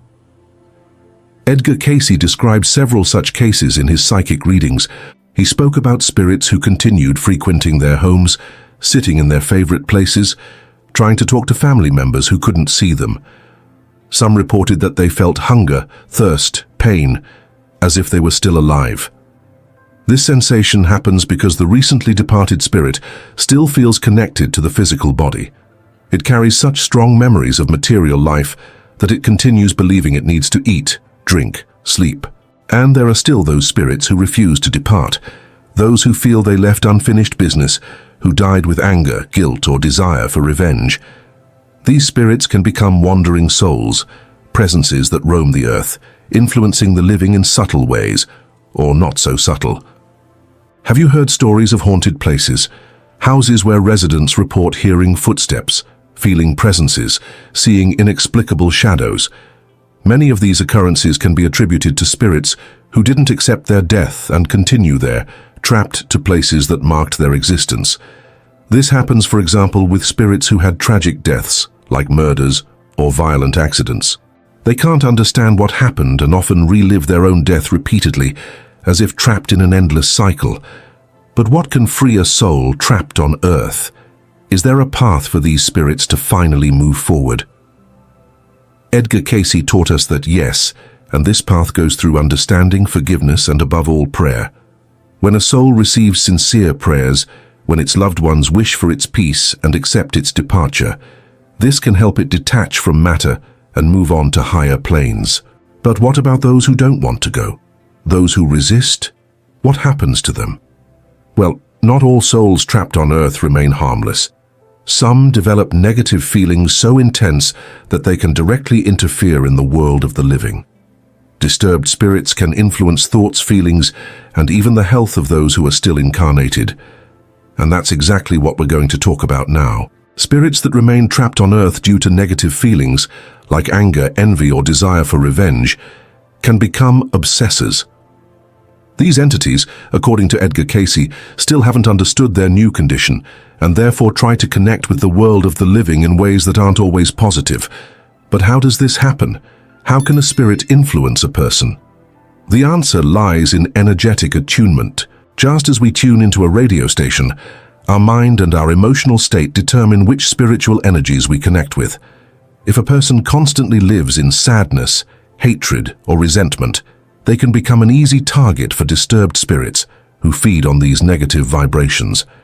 Edgar Cayce described cases of people who, after losing loved ones tragically, entered deep states of depression and despair. With this, they began to feel strange presences, hear voices, have recurring nightmares, and even become physically ill. According to spiritualism, this happens because disturbed spirits can influence people's energetic field, generating fatigue, anguish, and even negative impulses. And there's something even more frightening. Vengeful spirits can spend years, decades, centuries influencing the living without anyone realizing it. Some become true spiritual stalkers, trying to interfere in the destiny of specific people because of past resentments. Spiritual doctrine teaches us that many of these obsessions can have their origin in past lives, where conflicts and injustices left deep marks on the soul of certain spirits. But then, is there a way to protect ourselves from these influences? How can we prevent an obsessor spirit from affecting our life? The answer lies in raising our own vibration. Spiritualism teaches that prayer, charity, positive thinking, and detachment from hatred and resentment are the best ways to avoid attunement with negative entities. And there's another important detail. Many obsessor spirits aren't aware of what they're doing. Some are just lost, reliving their pain and trying to cling to anything that gives them a sense of existence. When these souls are helped, when they receive prayers and understanding, they often manage to find the path to the light. But what about those who refuse? Those who, even after years, continue nurturing negative feelings and spreading suffering? For these spirits, the destiny can be quite different. And that's exactly what we're going to talk about now. When a spirit refuses to abandon its negative feelings and continues wandering the material plane, it can enter an even deeper state of disturbance. According to Edgar Cayce, these souls end up being attracted to dense spiritual zones known as the lower astral, a kind of purgatory for those who couldn't free themselves from their emotional bonds. The lower astral isn't a punishment imposed by God, but rather a natural consequence of the energy these spirits carry. There they find others in the same vibration, souls who also didn't accept their departure and who still cling to the physical world. Many of these entities live in suffering, constantly reliving the most difficult moments of their lives, trapped in illusions created by their own minds. Edgar Cayce related various psychic experiences where spirits living in the lower astral asked for help. Some didn't understand where they were, believed they were still alive and wandered aimlessly, feeling hunger, thirst, and even pain. Others were trapped in cycles of guilt, remembering their past mistakes repeatedly, as if they were in an endless nightmare. But there's something even more frightening.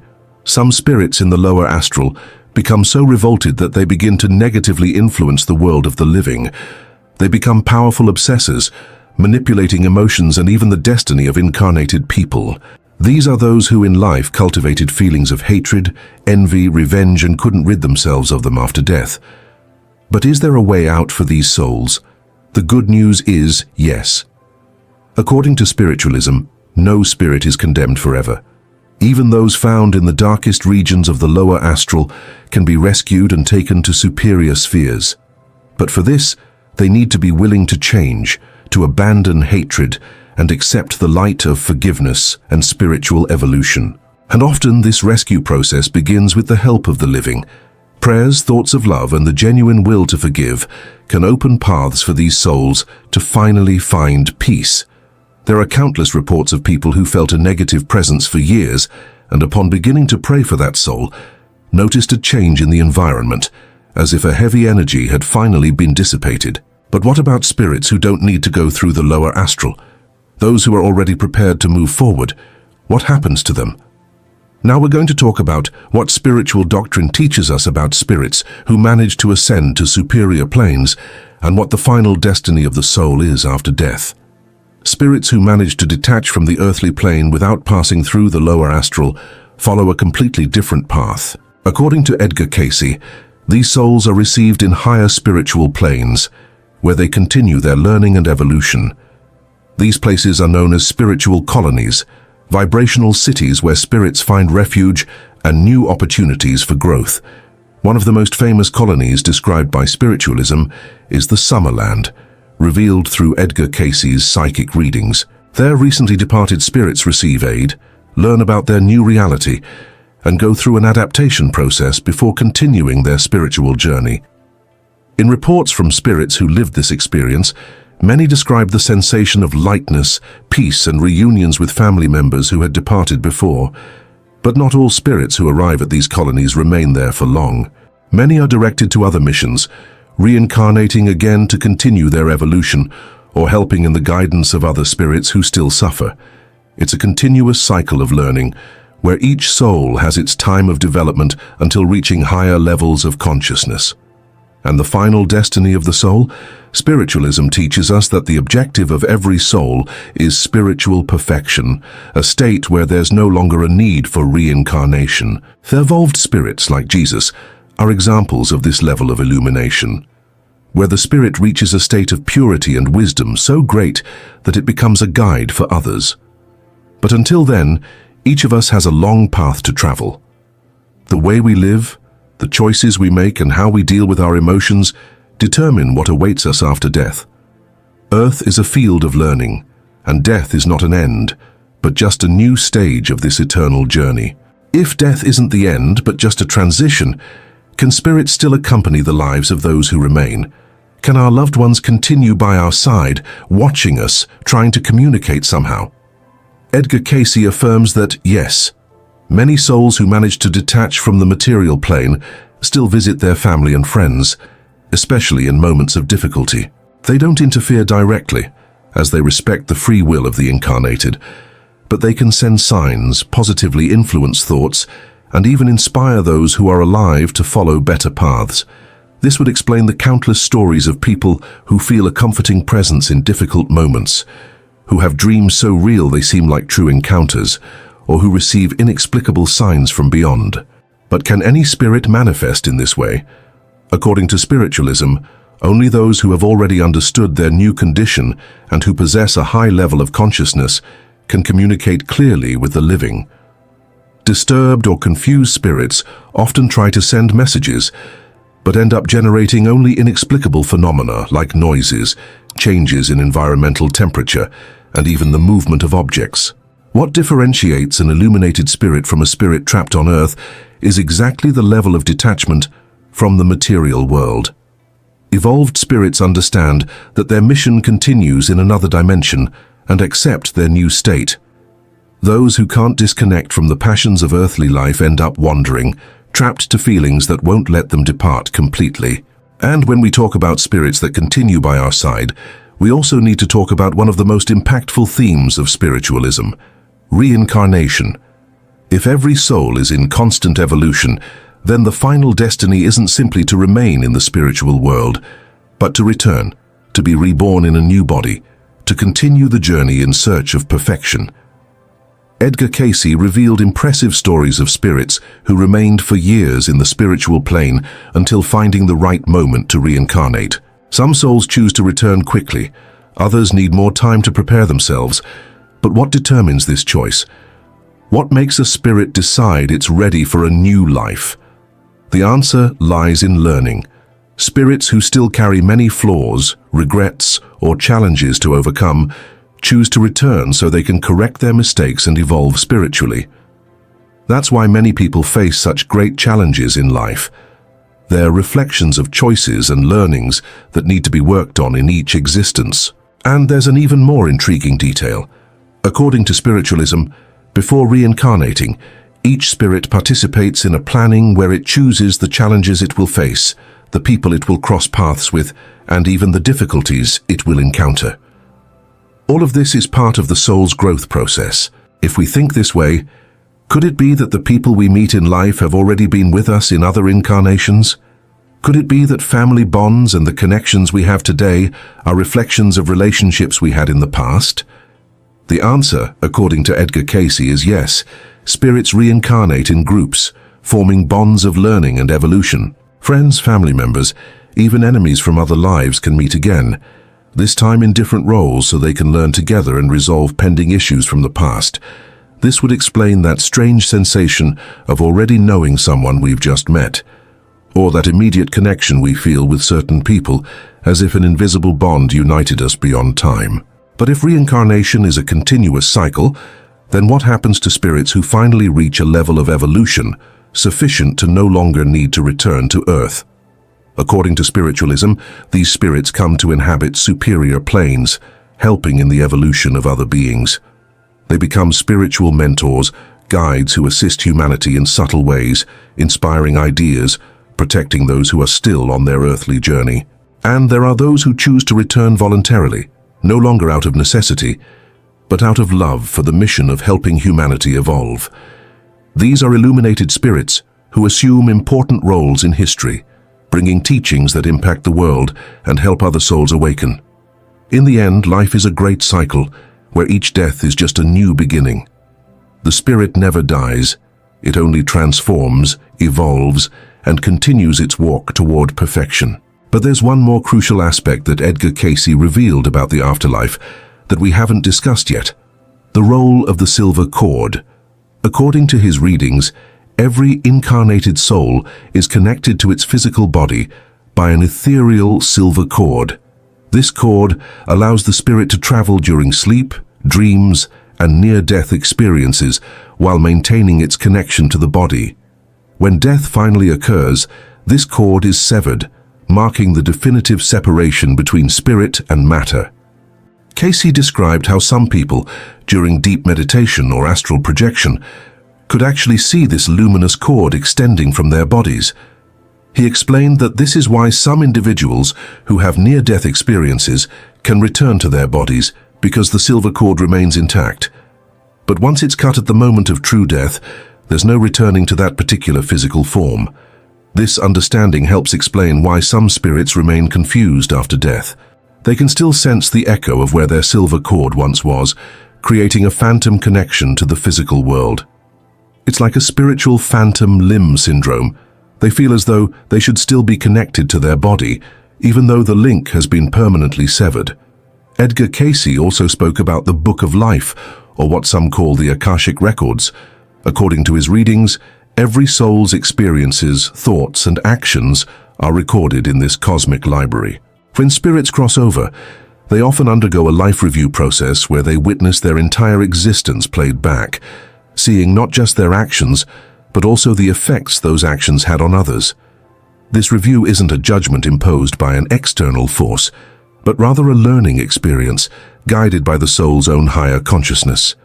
Spirits see their mistakes, their missed opportunities for growth, and their moments of genuine love and compassion. This process helps determine what lessons they still need to learn and influences their decisions about future incarnations.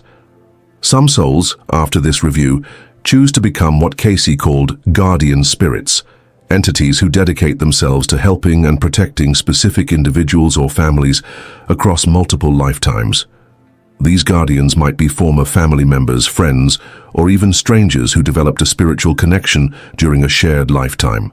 Have you ever felt an inexplicable protection during a dangerous moment? A sudden intuition that saved you from harm? According to Cayce's teachings, this could be the work of your guardian spirits, souls who have chosen to watch over you as part of their own spiritual mission. The process of spiritual evolution doesn't end with reaching higher planes. Edgar Cayce revealed that even highly evolved souls continue to grow and learn. Some become teachers in the spiritual realms.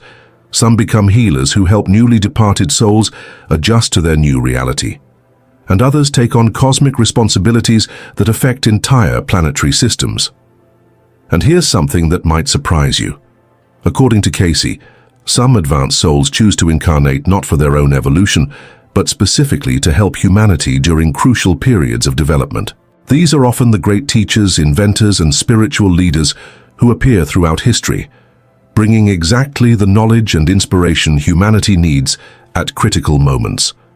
This cosmic perspective reminds us that every interaction we have, every act of kindness or cruelty, ripples through the spiritual dimensions in ways we can barely comprehend.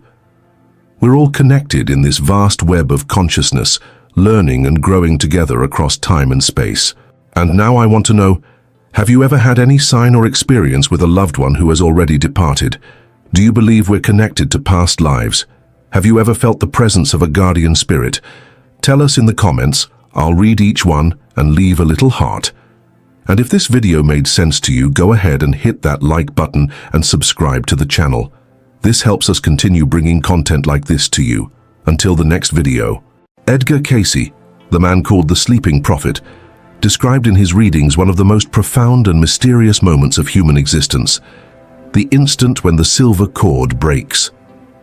This is not speculation, nor a myth created to soothe the fear of death. It is a reality Cayce affirmed repeatedly, echoing what the Bible itself records in Ecclesiastes, that when the cord is loosed, the spirit returns to God. But what actually happens in that moment? What does the soul experience when the bond with the body is finally severed? Cayce revealed details that challenge the way we think about life, death, and eternity. He explained that the breaking of the silver cord is not chaos but transition, not an ending but a passage into a dimension more real than the one we know. If this is true, it changes everything: the meaning of suffering, the value of time, the purpose of faith. Stay with me until the end of this video, because what you are about to hear may forever change the way you see your own destiny. And I want to know what you believe. Write in the comments your thoughts about what happens after death, and I will mark every single comment with a heart to show that I read it personally. Edgar Cayce taught that the breaking of the silver cord is one of the most sacred and mysterious events of human existence. Throughout his readings, he made it clear that this cord, invisible to the eye yet real in the spiritual dimension, is what ties the soul to the body. While intact, we continue our earthly journey, learning, suffering, loving, and growing. But when the cord is broken, the body can no longer sustain life and the soul is released to return to God. This idea was not a creation of Cayce alone. It is rooted in Scripture, where Ecclesiastes states that when the silver cord is loosed, the spirit returns to the one who gave it. Cayce expanded on this, showing through his readings what actually happens in that instant of release. For him, death was not an end, but a birth into another dimension, a moment designed by divine order and guided by unseen hands. According to Cayce, when the silver cord finally breaks, the soul experiences an immediate separation from the body, but not as chaos or darkness. Instead, many feel a sense of lifting, of release, as though a great weight has been removed. The body becomes still, but the soul becomes aware of a larger reality. He described this moment as peaceful for those who have lived in harmony with spiritual law, though it may be confusing for those who have denied or ignored the spirit. In his readings, Cayce emphasized that spiritual guides and loved ones often appear at the moment of transition, welcoming the soul into a dimension of light. This means that the breaking of the silver cord is not experienced in isolation. Even if a person dies alone in the physical sense, they are not abandoned in the spiritual sense. The soul is met, guided, and embraced, because the release of the cord is not random, but part of a divine process. Cayce explained that the moment of separation often includes a review of life. He described how the soul, newly freed, can see its earthly body and surroundings, but also begins to perceive realities beyond physical vision. Some reported floating above, seeing their loved ones grieving, or observing their own body from a higher perspective. These accounts match countless near-death experiences documented later, where individuals describe hovering above themselves while still tied by a luminous cord. For Cayce, these were not hallucinations, but glimpses of spiritual law in action. When the cord finally breaks, the soul is no longer tethered and cannot return to the physical body. That is why near-death experiences end with the person being pulled back. The cord had not yet been severed. Death occurs only when that tether is cut, allowing the soul to pass fully into the afterlife. The breaking of the cord also signals the beginning of judgment, not in the sense of condemnation, but in the sense of truth. Cayce described the afterlife as a realm where nothing is hidden. When the cord is broken, the soul carries with it the record of all choices, thoughts, and deeds. It sees clearly the impact of its actions on others and feels the weight of what it has done and left undone. This is not punishment from an angry God, but the natural law of cause and effect, where the soul experiences the reality it has created. For those who lived with love, forgiveness, and faith, this review is a source of peace because they see the good they have sown. For those who lived in selfishness or cruelty, it can be painful because they face the truth of their own misalignment. Yet even here, Cayce stressed, God's mercy is present because the soul is always given another chance to grow and evolve. The teachings about the silver cord also shed light on why the moment of death can look so different from one person to another. Cayce explained that for some the breaking of the cord is smooth, like drifting into sleep. For others it is resisted, because the soul clings to the material world or struggles with unfinished attachments. In these cases, the separation can feel confusing or even frightening. But Cayce reassured that regardless of how it appears outwardly, the process itself is always under divine order. No cord breaks before its time. No life ends without God's awareness. The timing of the release is part of a greater plan, one that often cannot be understood from the perspective of the living. For the soul, the moment of release is both the end of earthly limitation and the beginning of a journey toward higher understanding. Cayce was careful to emphasize that the breaking of the silver cord does not destroy the self. Consciousness does not vanish. Instead, it expands. He explained that the soul becomes aware of dimensions that were always present, but hidden during physical life. This awareness is what many describe as entering into light, into peace, into a reality more real than the one left behind. The cord breaking is simply the removal of the boundary, and while the body returns to dust, the soul moves forward, continuing its eternal existence. This truth, Cayce taught, should remove the fear of death. If people understood that the breaking of the silver cord is not an annihilation but a transition, they would live differently. They would live with greater purpose, greater faith, and greater love, knowing that every moment here is preparation for that release.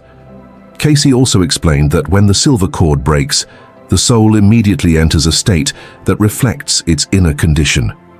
This is why he urged people to cultivate faith, kindness, and harmony while alive. The afterlife is not something entirely separate from this world, but a continuation of what has been built within. If the soul is filled with love, it will find itself surrounded by light and beings of love. If the soul is heavy with anger, selfishness, or despair, it will experience confusion and darkness until it learns to release those burdens. In this way, the breaking of the cord is not only a moment of departure but also a revelation of the truth of who we are. Nothing can be hidden. The soul stands exposed before God, and the life it lived becomes its guide to the world it now enters. One of Cayce's most important insights was that the breaking of the cord is not the same for everyone. He described how the transition can feel peaceful for a soul ready to let go, or painful for one clinging to the physical world. For example, souls who have lived with resentment, deep attachments, or unresolved guilt may resist the separation, leading to confusion in the immediate afterlife. But even here, Cayce reassured that divine help is always present. No matter the state of the soul, it is never abandoned. Spiritual guides are always near, patiently waiting to lead the soul toward understanding and peace. This was Cayce's way of showing that God's love never ends, even in the moments when we turn away from it. The breaking of the silver cord is therefore not a punishment, but a process of truth and growth. Cayce's readings also connected the silver cord to the phenomenon of near-death experiences, long before they became widely documented. He explained that in those moments, the cord is stretched, and the soul partially leaves the body. People often report floating above themselves, seeing doctors or loved ones around them, or moving toward a bright light. These visions are consistent with what Cayce described. The soul is still tied by the cord, not yet released. That is why these individuals are able to return. Once the cord is broken, however, there is no return to the physical body. The finality of death is not a punishment, but the natural completion of life's course. Cayce's words bring clarity to these modern testimonies, confirming that they are glimpses of a spiritual reality that has always been present. He also spoke of the sensation many feel at the breaking of the cord. For those who are spiritually prepared, it is often described as an overwhelming sense of peace, lightness, and unity with the divine. For those less prepared, it may feel like confusion, as though waking from a dream without understanding where they are. Cayce insisted that preparation makes all the difference. A life lived with prayer, meditation, love, and forgiveness builds a bridge for the soul, ensuring that when the cord breaks, it crosses into light with clarity and peace. A life lived without awareness of the spirit leaves the soul unprepared, but not without hope. The soul will still be guided, still be given opportunities to learn and grow in the realms beyond. This teaching changes the way we view death entirely. Instead of fearing it as a dark unknown, Cayce urged people to see it as a natural part of existence, as necessary as birth. The silver cord, he said, is like the umbilical cord of the soul, tying us to this world until the time comes to be born into the next. When it is severed, the soul is free, just as a newborn is free from the womb. The comparison is profound and removes much of the fear surrounding death. We are not falling into nothingness, but being born into greater reality. This perspective transforms not only how we see death, but how we live. If death is a birth, then life is preparation. Every action, every choice, every thought is part of shaping the soul for the next dimension. Cayce also emphasized that when the silver cord breaks, the soul does not instantly reach its highest state. Instead, it passes through stages that reflect its level of spiritual development. He described planes of consciousness where souls gather according to their vibration, each one finding its rightful place. Those who cultivated love, faith, and service rise naturally to realms of light, while those who lived in selfishness or cruelty may remain closer to the earthly plane until they learn to release their attachments. This is not punishment, but law. Just as gravity pulls objects to the earth, spiritual law draws souls to the level they have prepared themselves for. The breaking of the cord simply reveals where the soul truly belongs. For Cayce, this understanding gave urgency to daily living, reminding us that every thought and action shapes our destiny beyond the grave. Another remarkable teaching from Cayce is that the soul, upon the breaking of the cord, often experiences a panoramic review of its life. This is not a judgment imposed by others, but a clear and undeniable vision of one's own deeds. The soul sees the good it has done, the harm it has caused, and the opportunities it has missed. It feels not only its own emotions, but also those it caused in others. Cayce described this as a divine mirror, a moment when the soul confronts the truth without excuses. For many, this review is filled with comfort, as they see lives touched by kindness and love. For others, it can be painful, as they face the reality of selfishness or harm they never acknowledged. Yet even here, Cayce emphasized, God's mercy is present. The review is not to condemn, but to teach, to prepare the soul for further growth and eventual reunion with the divine. Cayce often warned against fearing this process. Fear, he said, was one of the greatest obstacles to spiritual progress. The breaking of the silver cord should not be feared, but embraced as a natural step in the soul's eternal journey. He taught that if people understood what truly happens at death, they would live with greater courage, with less attachment to material things, and with more dedication to eternal values. Fear of death leads to clinging, to resistance, and to confusion. Faith leads to peace, acceptance, and light. By living with awareness of the silver cord, one learns to prepare not by avoiding death, but by living life with meaning and purpose. The phenomenon of seeing loved ones at the moment of death is also explained through Cayce's teachings. He said that as the cord begins to loosen, the soul often becomes aware of spiritual beings waiting to receive it. These may be family members who passed earlier, guides assigned to the soul, or messengers of light. To the dying person, these presences bring comfort and reassurance, showing that death is not a lonely journey. When the cord finally breaks, these companions help guide the soul to its rightful place.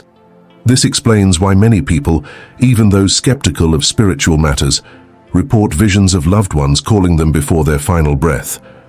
Cayce saw this not as illusion, but as confirmation of spiritual truth.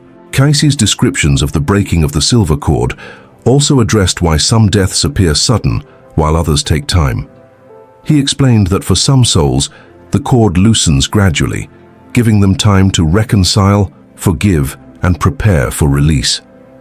This can be seen in people who linger during illness, often using those days or weeks to settle matters of the heart.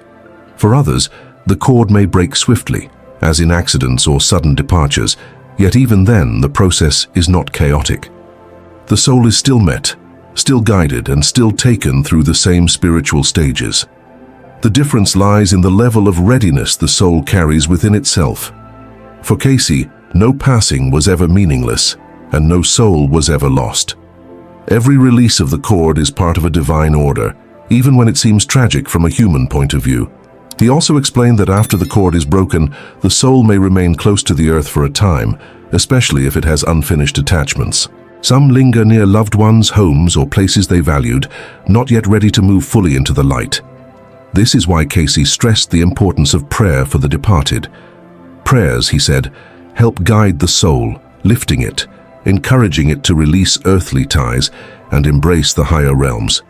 In his readings, he often told families to pray with love for those who had passed, not in grief that binds, but in faith that frees. Such prayers, he explained, strengthen the soul's journey, reminding it of divine love and supporting its transition. The breaking of the silver cord, then, is not the end of human connection, but the beginning of a new relationship, one built through spiritual support and remembrance. Another aspect Cayce highlighted is that the moment of release can feel different depending on how the person viewed life. Those who saw life only as physical may struggle because they feel they are losing everything. But those who recognized life as spiritual will see the breaking of the cord as entering home. This is why Cayce urged people to live with awareness of their true nature.